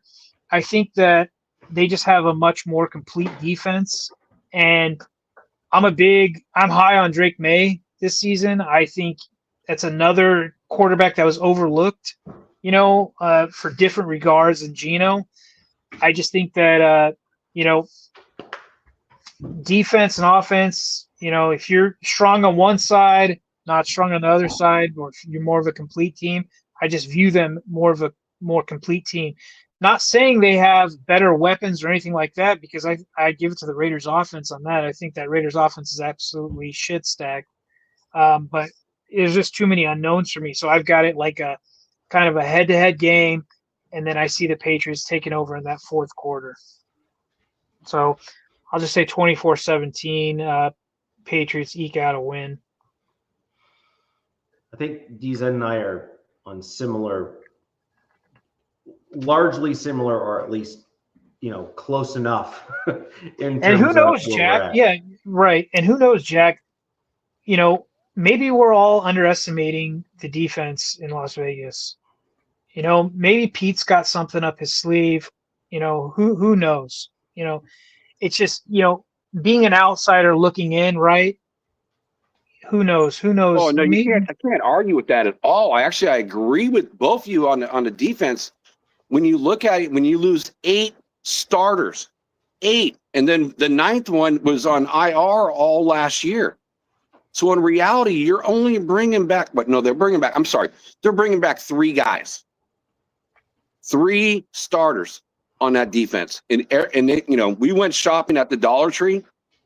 When you shop at the Dollar Tree, what do you get? You get $1 worth of material. So yeah, but sometimes you get the best pen you've ever bought. You know what I mean? And so that's what we're hoping for. Look, the ultimate point is this, Jack, and trust me, I say this because I've been where the Raiders are right now as a team, and you hope that you're now on the upswing with some, we'll call it more sound football decisions that are seemingly being made by your team, which is this, and then we'll get to Raider Shield there with his super, and then I'll take off with my Denver Broncos stuff. But the long and the short of it is this: your team was dead last in the division last year. Your team has struggled to make it the playoffs, and you've had some other stats, which I'm not necessarily a fan of only looking at the stats, but when you start stacking multiple seasons one after another of similarly challenging play to be competitive, you need to make wholesale changes. I had to go through that on my Denver Broncos. Now, as a Broncos fan, and just me being me, I was screaming from the rooftops to make those wholesale changes, and I was fighting against the rest of Broncos country to make them. So I was the outlier in the group. I was the one that says, gut the house, bring it down to the studs, and start over. And the rest of Broncos country was like, no, man, we can still kind of win, I think. And so it's a really, what it is as a fan of a team, it's always very difficult for you to actually critically assess your own team, because you're actually invested in the players, because you follow them right from draft all the way through as they're developing, and you hope they're going to work out. But when push comes to shove, the record is what it is, and there's no 2 ways to go about it. At the end of the day, your team needs an overhaul, and you brought in a new quarterback who is a very good quarterback compared to who you've had in the past. Your team needs to bring in a few other players to start bolstering the team. And then you need to start bringing in depth guys that are a certain style of football player in order to continue that grit that your team is going to need to foster if you want to be successful. And so that's just kind of my 2 cents on the situation. I've been where you are, and I have been the one screaming from the rooftops, get rid of this guy, get rid of that guy. It's no secret that I was all about, trading Simmons, getting rid of some other players on my team that were obviously controversial. Funnily enough, all but one of them is now gone. And my team is doing better now. So I'd like to prove that I like to say that I've been vindicated, at least in terms of my general takes. But at the end of the day, if your team is not doing well, a lot of the times it's the players that you would like to think are not the problem. Sometimes they very much are, and you need to get rid of them. Well, it's not about getting rid of players, because they got rid of everybody. It's about just bringing players in right now. It's like, if I would like to see Jabril Peppers, again, from New England, who's just let go, he would be their best cover safety on the entire squad if they brought him in. That's debatable. That's debatable. Well, that's the whole thing, DZ, because that just tells you how bad the coverage is going to be on the back end, and that's what makes me so nervous this season. Jack, let's wait and see, man. Let's see what happens week 1. Yeah. You could be just like me, pessimistic as all hell going into week 1, but you never know. You gonna read Shields? Yep. Keys to the Raiders game: push the run game hard. PA is to be a priority. Brock moves Spillane out of the box easily. And last but not least, got to be careful on year 2 quarterbacks, DZ. Let's talk about the sophomore slump. Yeah. He's got a point. He's got a point with Drake. We'll see. I agree on the last part that is sometimes an issue. However, I'm not sure it's held as much water in recency bias with the last 2 or 3 drafts. I mean, CJ kind of had a down year, but still ended up whooping our ass in the playoffs. He had a down year and made the playoffs. If like Yeah. most teams that have a quarterback with a down year and make the playoffs in year 2 are going to be like, okay, like no Sacktown. I'm being realistic of what I think, again, has been a weakness. And again, we have not seen a game with our starters just based off of preseason. So that's what I'm basing, what I'm talking about right now is what I've seen in the preseason. It could be totally different. We're running all new stuff. So who knows until we see the game? But it's like, I feel like for as bad as the Raiders have been for quite a while, I kind of feel like you got to prove me right. Prove me that you can do it, and then I give you the credit for it versus going out there saying, "Oh, you're this, you're that," and then you flounder on it. I agree, so Jack. I've taught you well. I've taught you well. Hey, Nabman, what do you mean by PA? PA is a priority. Pass attack? Could be. Yeah, that's what I interpret it as pass attack. Okay. And I agree with that. Push the run game hard. Pass attack is to be a priority. Unless I misread that wrong. Play action. Yeah, play action. Yeah. Oh, yeah. Yes. Yeah. Okay. Yeah, Nab did actually a little short today. So Nab, that was a pretty cool short. I loved your background picture that I sent you that you used. So that was pretty cool. Yeah, if it was Raiders related, I probably wasn't as big of a fan of the background picture, but Oh, you would love it. I think I've already sent it to you, Richie. It's that one with Howie Long and Joe Montana. Yeah, like I said, probably not, but that's fine. But onwards and upwards to the Broncos. Just to close out the show here with the information on my team. We've gone over the Raiders game. Want to make sure we kind of wrap this up as cleanly and neatly as possible. And then once you get done doing that, Richie, then we gotta call season records. Make it a quick one on the end. Call season records. Nah, too early for that. Right now. Too early for that. Make me start drinking again. So my general thought process on season records, just for what it's worth, you need to give yourself 4 weeks to see what players are looking like now that they're back on the NFL field, and then I think you're in a pretty solid spot to then start calling general season records, in my opinion. Or even if you want to go really early season records, give yourself 2 games. But didn't we do that a few weeks ago? We did that like a month or 2 ago. I think we did that after the draft. Yeah, we did that after the draft, and I had my team around 11 wins or something like that, or 10 wins, which is funny because a lot of other Broncos channels originally came out and had the Broncos as like a 14-win team or a 13-win team. Jesus Christ! And I think McDonald's has like 13-4. Yeah, and my general response to that is, either stay off the weed or stop drinking moonshine. But I really do see the Broncos taking a small step forward this year, assuming things head in a similar direction to what I hope they will. But I don't think it's going to be a major leap forward because we have a few challenges this year. So I'm going to jump right into that. Ultimately, at the end of the day, I think you need to be a little bit more realistic in your win-loss total coming into the season. My new, real quick, before we get into the Broncos, my new record prediction for the season is 9-8. You did. I'm right there with you. That's what I predicted for your Chargers as well. I got 9-8. So I don't see how the Raiders are going to be 10-7, and maybe it's a third place schedule. And if the Broncos are 14-3, well, that's going to be mighty impressive. But I got 9-8 right now. I actually have adjusted my win total probably to potentially 12 wins just because I think with the injuries to the Chargers that puts us in a slightly better position. I saw the Chargers with a way better roster with your tackles and stuff coming into this with your run game. And I thought that at least running to the outside would be super problematic. Unless you guys make adjustments, I think that there's an opportunity there.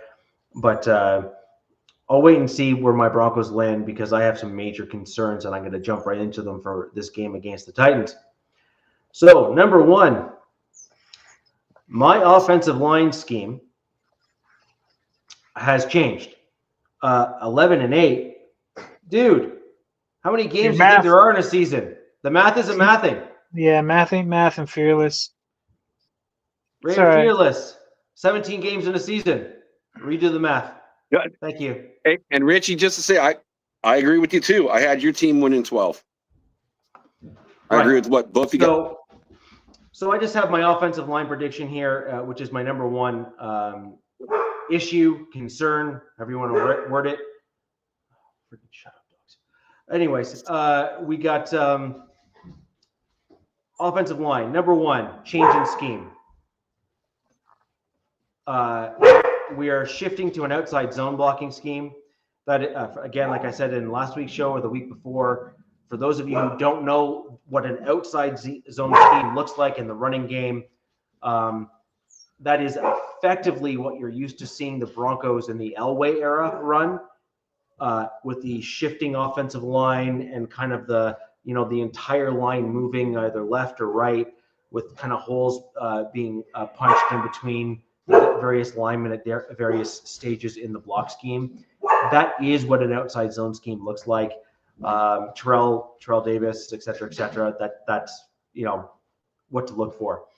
Our running backs that we drafted, J.K. Dobbins, not drafted because he was obviously a free agent acquisition, but R.J. Harvey is definitely suited for that kind of outside zone scheme. And J.K. Dobbins, I think, will excel in that style of scheme as well, because the outside zone requires a one cut and go style running back. And so speed and power both do well as long as you make decisive pushes through the offensive line to get through the seams and creases. Both of those running backs fit well into that style. Now, that being said, you're changing your offensive scheme, but that doesn't mean you have the player personnel on the offensive line in order to do it. and that's what blows my mind. So number one, our offensive center, Wattenberg, sucks. As in awful. Outside zone does not suit him at all. He is not very mobile. He is not great in that general style. The dude is just not well suited for that as a running style, at all, or a blocking style at all. Same with Ben Powers. Ben Powers is a general kind of inside zone / power offensive lineman, sort of. And you saw him get legitimately exposed in the preseason with trying to run the outside zone scheme. He sucked. Wattenberg was really bad. Powers looked like a college lineman playing in the NFL. That's how bad he was. This is so weird for you to say this after the ranking your guys' offensive line had last season. Yeah. Well, Nick G, because I'm not pronouncing that last name, so let's just leave it there. Yeah. He was looking so good in that outside zone scheme that there was legitimate talk within Broncos country, and not just from the talking heads that just think every new player that the Broncos bring in is going to be the next greatest thing. There was very, very sane, legitimate offensive line and offensive focused folks that were assessing it, where they were talking about Nick G literally surpassing, and perhaps even the Broncos cutting Powers outright in favor of Nick, to try and just clear the path. You know what I mean? Just say he is definitely better suited for this blocking scheme. Move aside and let's go. I tended to agree with that general approach because I think Powers is gone at the end of this offseason. So the question is that you keep him around as a backup, or do you move him out completely so you don't end up with this, young guy having to look over his shoulder constantly, wondering if he can or cannot develop. So I think there's a fair comment there. Number two, running lanes and running back success. we have a real challenge right now with the offensive line because they did not play very well. So DZ, some of your general comments kind of generally apply for my Denver Broncos. My running backs are running too much to the outside in preseason. And you saw RJ Harvey and you saw some of the other folks do that as well.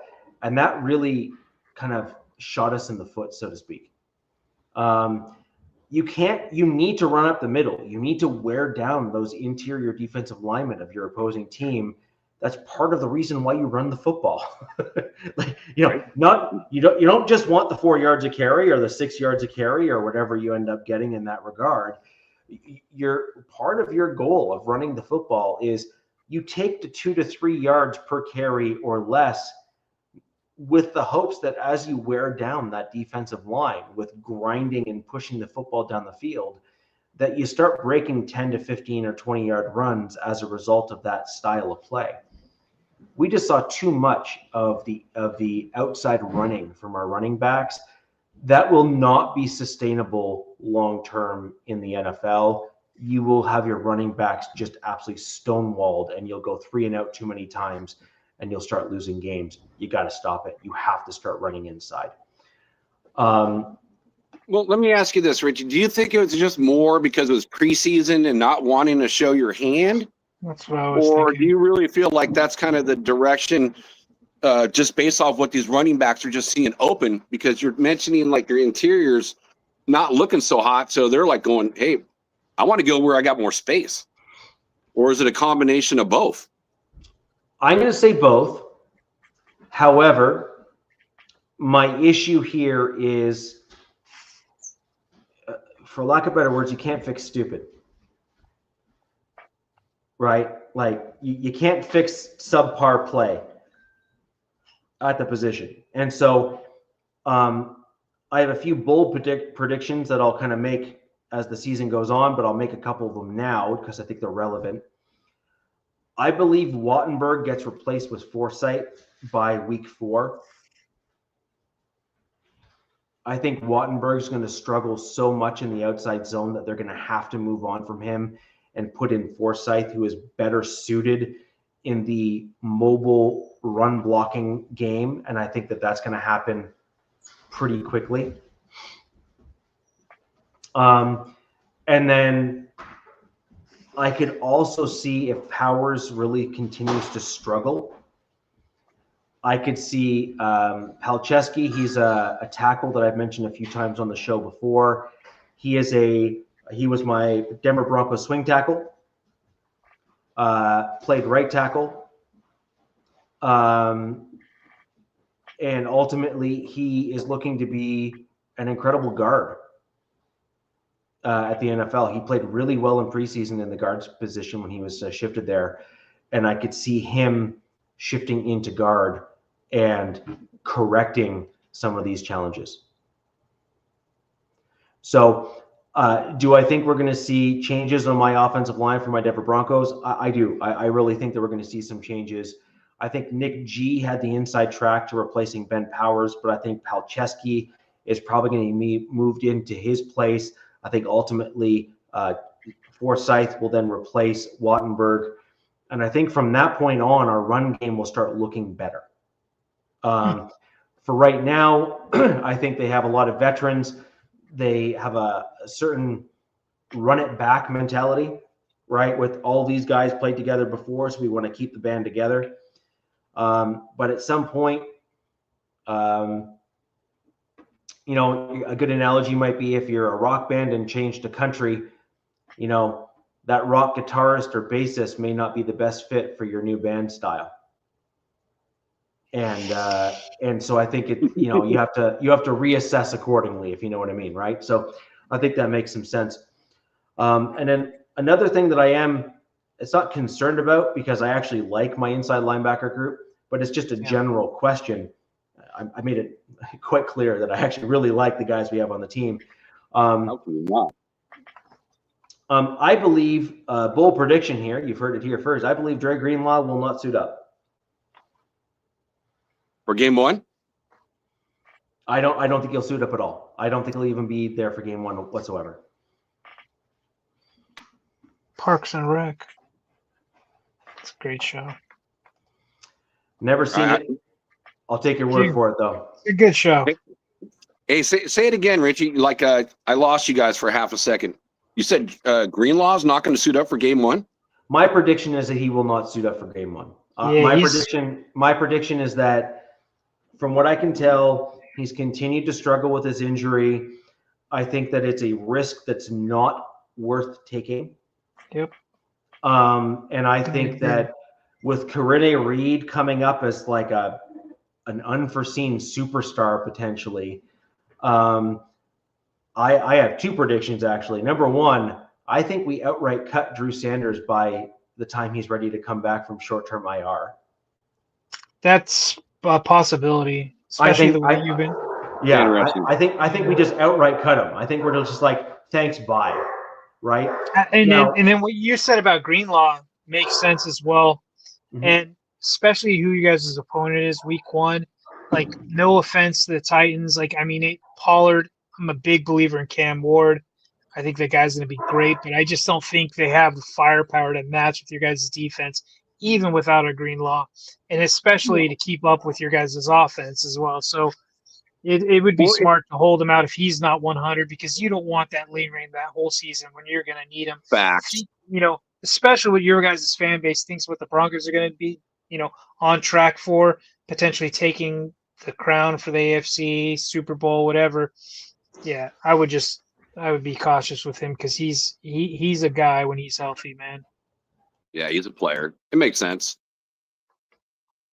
I love how Richie's trying to tell his dogs, quiet, shh, stop fighting, I knock it off. do the same thing. Since I'm outside, anybody that drives by, my dogs go nuts. Same with mine. Luckily, they're upstairs with their moms. Hey, Richie, we can't hear you. I know I had to mute because there's something in my backyard that is weird. So, yeah. Anywho, I'll have to address that momentarily. Richie, now football. Can your dogs smell like? I swear. I mean, I'm sure other people have dogs. I have a hound. He'll be in the bedroom, and like last week, he will smell of effing deer 2 acres away in our property. He will smell them and jump out of the bed. It scares you because you're like woken up out of bed. I'm like, what the hell is going on? I'm like grabbing the flashlight, and we'll go out and I'll see what he's barking at because I don't want anybody breaking into our cars. I'll look. I'm like, there's nothing out there, and you'll see the damn deer walking on the grass. And I'll be like, oh my god, this guy smelled the deer through the house. Yeah. I have a dog that's with me that's kind of my dog. I picked him out as a puppy. His name is Bronco. He's just turned 11 today, actually. Happy birthday, Bronco. Happy birthday. Yeah, man. So he's 11. But yeah, he's that dog. He's the dog that he's in the house and he'll bark, and there'll be like a person that's like walking down the corner, or he'll be in the house and he'll hear someone like walking in the path that we have behind the house here. And or an animal that you're just like, why are you barking? And then you'll see like, who knows what, like a raccoon or whatever, just like, Tronzola's like, trash panda running around. Yeah, like how did you even know? Like it's just bizarre, right? Yeah, absolutely bizarre. Yeah, my dogs, they don't care about regular cars, but if they hear like a mail truck, a UPS truck, Amazon delivery truck, they just go nuts. Yeah. So just getting back to kind of close out the inside linebacker piece, I don't necessarily see it as a concern of mine. It's just more of you generally want a group to gel together so that the communication between the defensive line and then the safeties and defensive backs is kind of like this. It was just announced, I guess over the weekend, actually, Singleton is likely not even going to be on a snap count. He's going right full bore. He's green dot. He's going to be out there, I think, the entire time. Wow.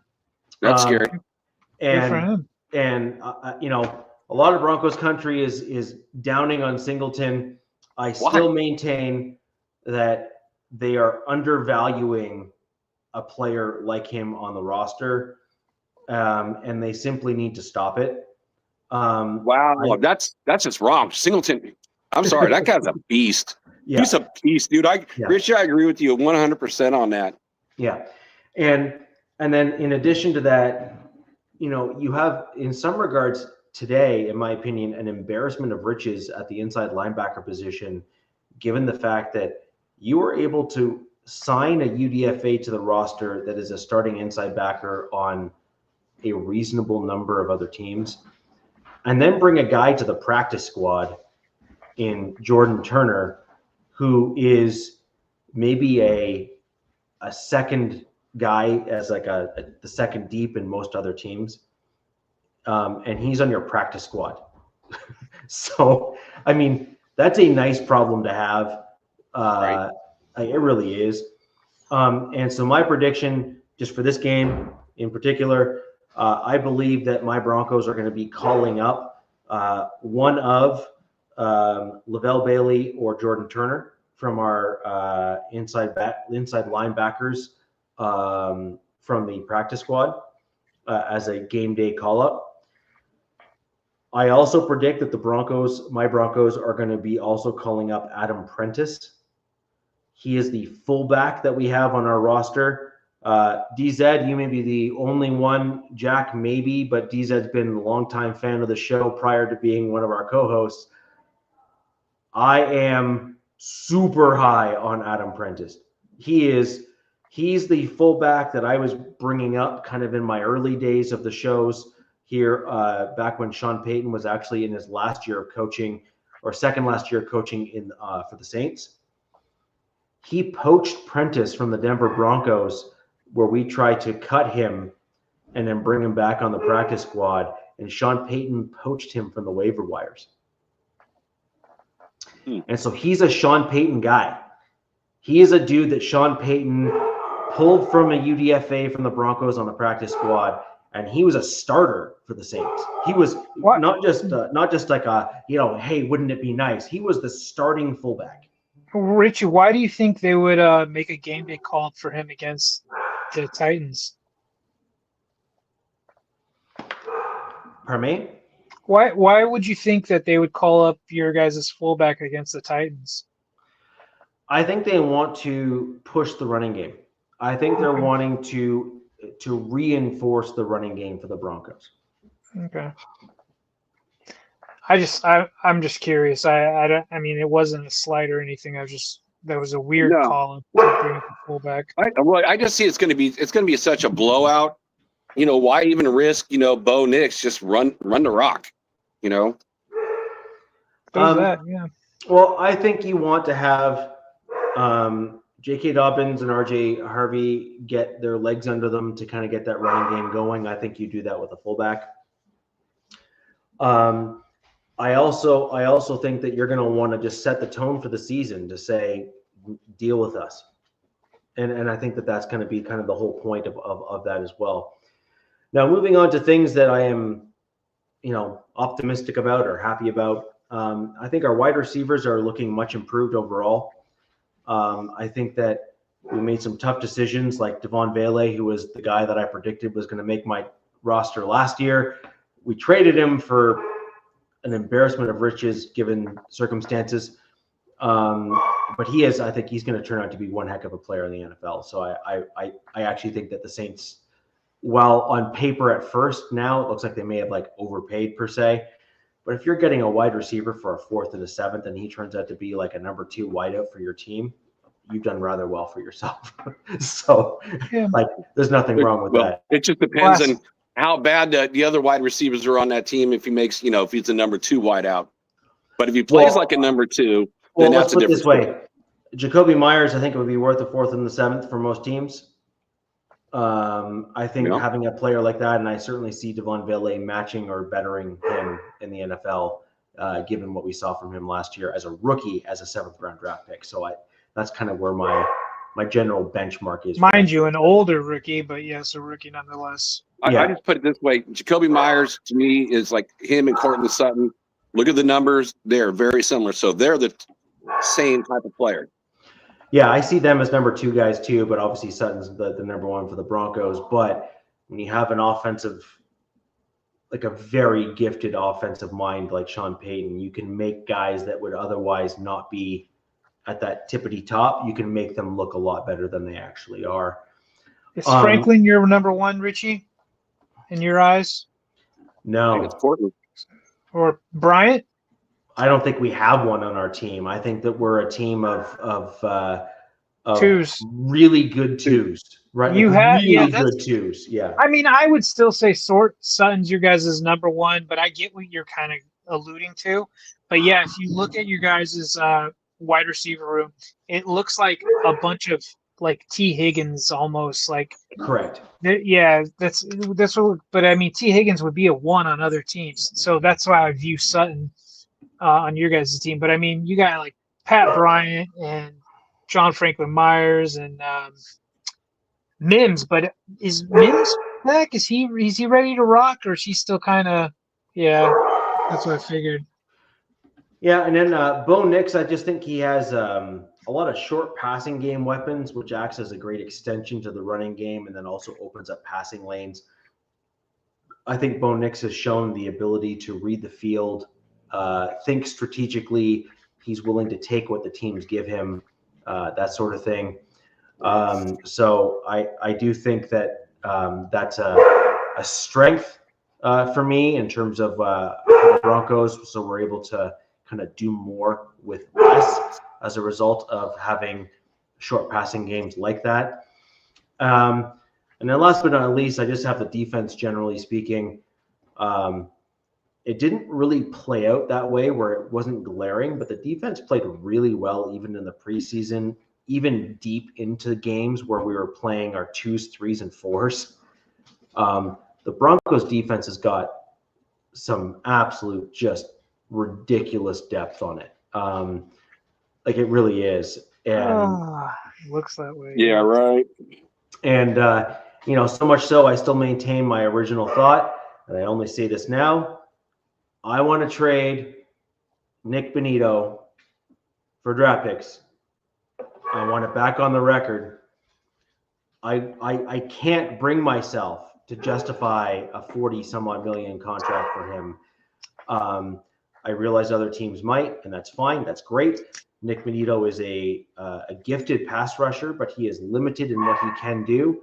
Jonah Ellis has already proven to be a better rounded player, as in run and pass rush, whereas Nick Bonito is a very good pass rusher, but not great against the run. And so when you're looking at a well-rounded guy and someone that you want to look at and whatnot, you're looking for the guy that can actually do both. Are you are you one of the on that train, like let's wait and see what Benito does this season, or are you also, because this is a contract year as well, isn't it, for Benito? Yeah, I'm more of a mid-season trade guy. If you see Ellis killing it, Benito doing well, but not as well as he did last year, try to get yourself a first and a second or 2 firsts and then move on. That's kind of where I'm generally at. Okay. But otherwise, I'm all for tag and trade. You know what I mean? Like keep your resource, but then get something for it, sort of thing. The earlier you do it, the more you're going to get. Yeah. So, anyways, that's just my general thought on that. My score prediction for this game: the Broncos typically did quite well against teams that we should have beat last year. I do expect that we're going to do more of the same.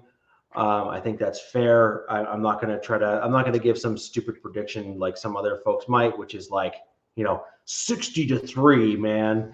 I think that's kind of dumb. I think that early NFL, you're going to see offenses typically start slow. I don't think you're going to see them do, all the things you would like to see them do. If my Broncos do bring in the fullback like I would like them to and kind of lean in that direction, I think that will bolster the team and better our chances for a good offensive performance. My general score prediction here is going to be somewhere in the vicinity of, I'm going to say 33-13. Jesus, you just caught. I literally, right before you said that, I wrote down my score prediction, and it's extremely similar. Yeah. I'm pretty close too. I've got you guys taking it 30-14, and I've got it with your defense with 2 interceptions and maybe 1 pick six. That's where I got my score from. I believe there's a pick Yeah. six in this game from the defense, perhaps even 2, depending on how the game plays out. I suspect a lot more of the same, plus some progression from the depth on the team, because I think the depth on the defensive line is going to surprise the Titans in this game, which I think is going to be the actual difference. Yeah, Man, that's crazy. I totally agree exactly with what both you guys just said. I mean, I can see the defense getting a pick six and maybe getting another turnover that turns into a field goal or something like that. So 10 points for the defense. Set them up for a score. And you don't have to do a ton on the offense against the Titans defense. I mean, we're talking the worst team in the NFL last year, playing against probably right now one of the best teams in the NFL. I don't even know how the NFL put this on the schedule. I mean, it shouldn't even be there. But I'm right there with you guys. I have it 28-13. So when you said it's not a high scoring game, and Richie, you said 33, and DZ, you said 30. I was like going, wow, am I like calling this way too high at 28? So no, when I say scoring, I'm referring to the offense. So my whole point is I think there's either 10 or like you said, like the defense gets it all the way back, and it's like a chip in or a run in for the offense, which is basically a defensive score as far as I'm concerned. But then I also then believe that there is going to be a pick six in this game from the defense. So I'm not necessarily putting all of the points on my offense. I actually believe the defense is going to show up and kind of do some of that heavy lifting as well, which is why I'm not saying it's a high scoring game in terms of offensive, but I do think the score itself is going to be high-ish. Yeah, it's going to be a blowout. But that's just because of I believe the Broncos defense is going to be wanting to show out and set a tone for the season. I agree. I can see it, especially against a rookie quarterback, man. Yeah. Even though how high they did draft him, and I think the kid's got a bright future, but yeah, man, not against this vaunted Broncos defense that's just absolutely stacked to the gills in depth and high-end players on every level. So yeah, and it doesn't even matter when you're drafting number 1 overall. That means you have a lot of holes to fill. Yeah, I agree. And you're right. And with the rookie quarterback getting his feet wet, yeah. Well, we're definitely going to see the welcome to the NFL moment. I'll tell you that. That kid's going to get hit. Yeah, so I mean, I've seen some predictions where there's going to be about 5 sacks or 6 sacks in the game. I'm not necessarily willing to go quite that high, but I mean, the potential is certainly there, because rookie quarterbacks are learning the game speed, and they're not used to having this caliber of player set game planning against them. It's a real challenge for some of these rookie quarterbacks when they first come into the league. And there's definitely the potential where, I mean, between Benito, Cooper, Ellis, just as a starting trio and the pass rushing kind of side for my Denver Broncos, and then adding Q Robinson into that mix, and then Tillman, who also was no slouch based on his progression as well. I mean, those are just the outside backers that I have on the team for the Denver Broncos. 2 of those guys that I just mentioned had double-digit sacks last year, right? And so I don't really see, and we've made multiple comments on the show before, contract years are often undefeated for guys that want to get paid. So if Nick Benito was in the discussion for Defensive Player of the Year, and he doesn't get the contract right away to start the season, I mean, who the heck knows what he's going to try to show out back on the field there to kind of, get the bag, so to speak. So it'll be really interesting to see what that looks like. DZ, I think you made a couple comments in the preseason where there was one game where Benito played and then he never played again, actually, because he kind of tweaked himself there. But there was a drive where unblockable. Yeah, there was a drive there where he literally just said, I don't want to play this. I don't want to play this series anymore. Like it certainly seemed that way. Like it seemed like he just said, I'd like to go rest now. So he said, all right, time to stop it. And he literally just went 3 consecutive plays where he just stopped the quarterback from even throwing the ball. I think that was the Niners, against the Niners. Yep. Yeah. Yeah, he just went 1, 2, 3 and just said, okay, cool, I'm going to go rest now. Yeah. Like it was unbelievable. It was literally unbelievable. So, I mean, good for him. I was actually very critical of Nick Bonito when he first came into the league because he was not a particularly good player at first.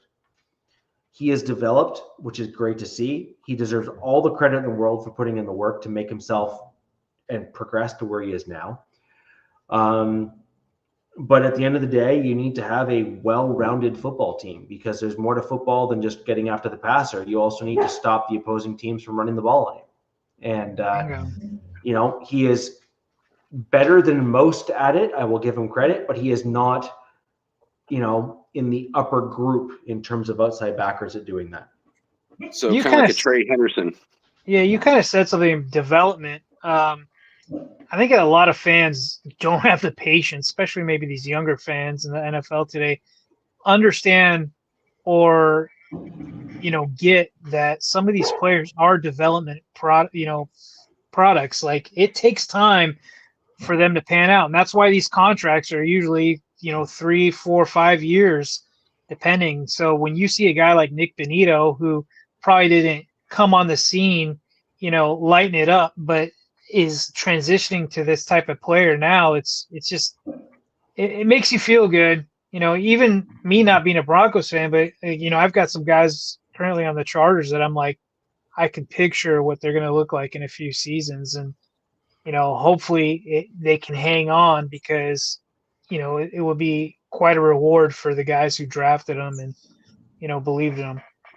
It's also interesting with coaches too. It's like, I look at a Tommy Millott that, they drafted and they converted him from quarterback to wide receiver. It's going to be a project. Right. But he doesn't even make the practice squad. He gets cut. And then you get a guy like a Lockie Tossie, who's never played in the NFL, except for maybe 20 snaps in preseason, but he makes the practice squad. I mean, I get it. He's an international rugby player, so it's not going to count against you in your practice squad, but it's interesting on coaches. And I can kind of see what Pete Carroll, that just kind of tells me there's a little bit of disconnect between him and Spytek. I'm like, if he's, getting up there, he's 74. He doesn't have all these years to wait for some of these guys to get there.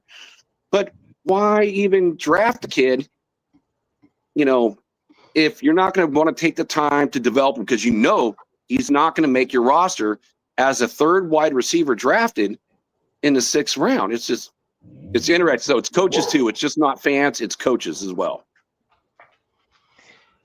Yeah. The big thing, just generally speaking, is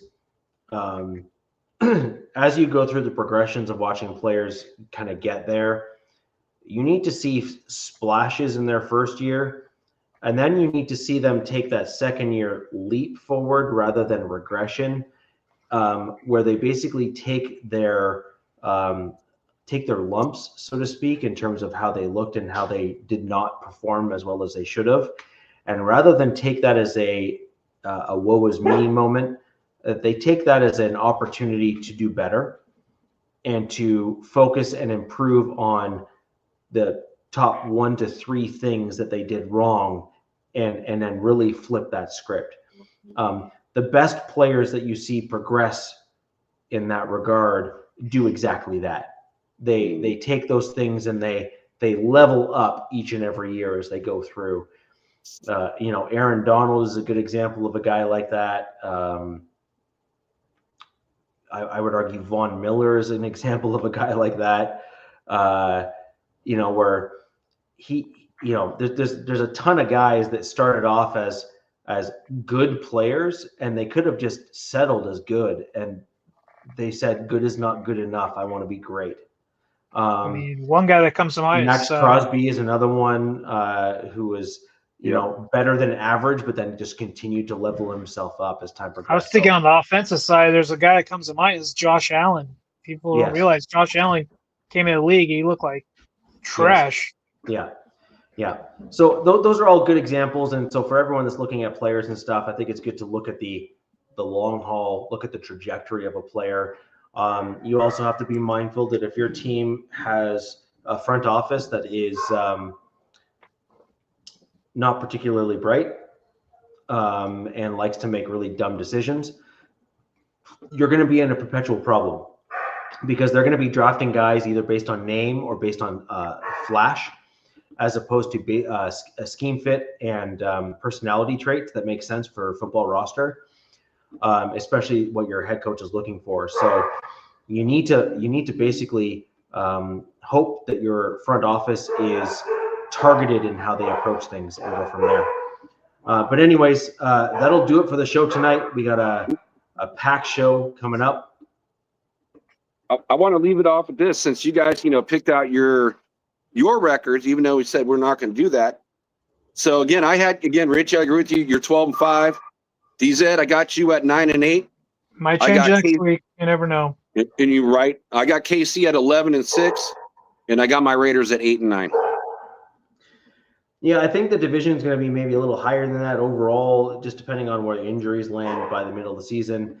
I'm not willing to lock in on that. I need to see where my team looks like in the first, say, 2 games at least to kind of really gauge things a little bit, to kind of see if there's progression.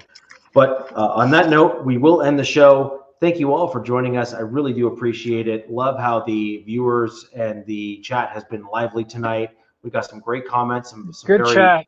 Yeah, so some really kind of, focused comments here, which is great.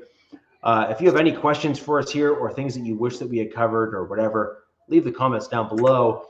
If you're here watching us after the fact, do us a favor, click that like button. It actually expands the show, gets more people in here on a regular basis.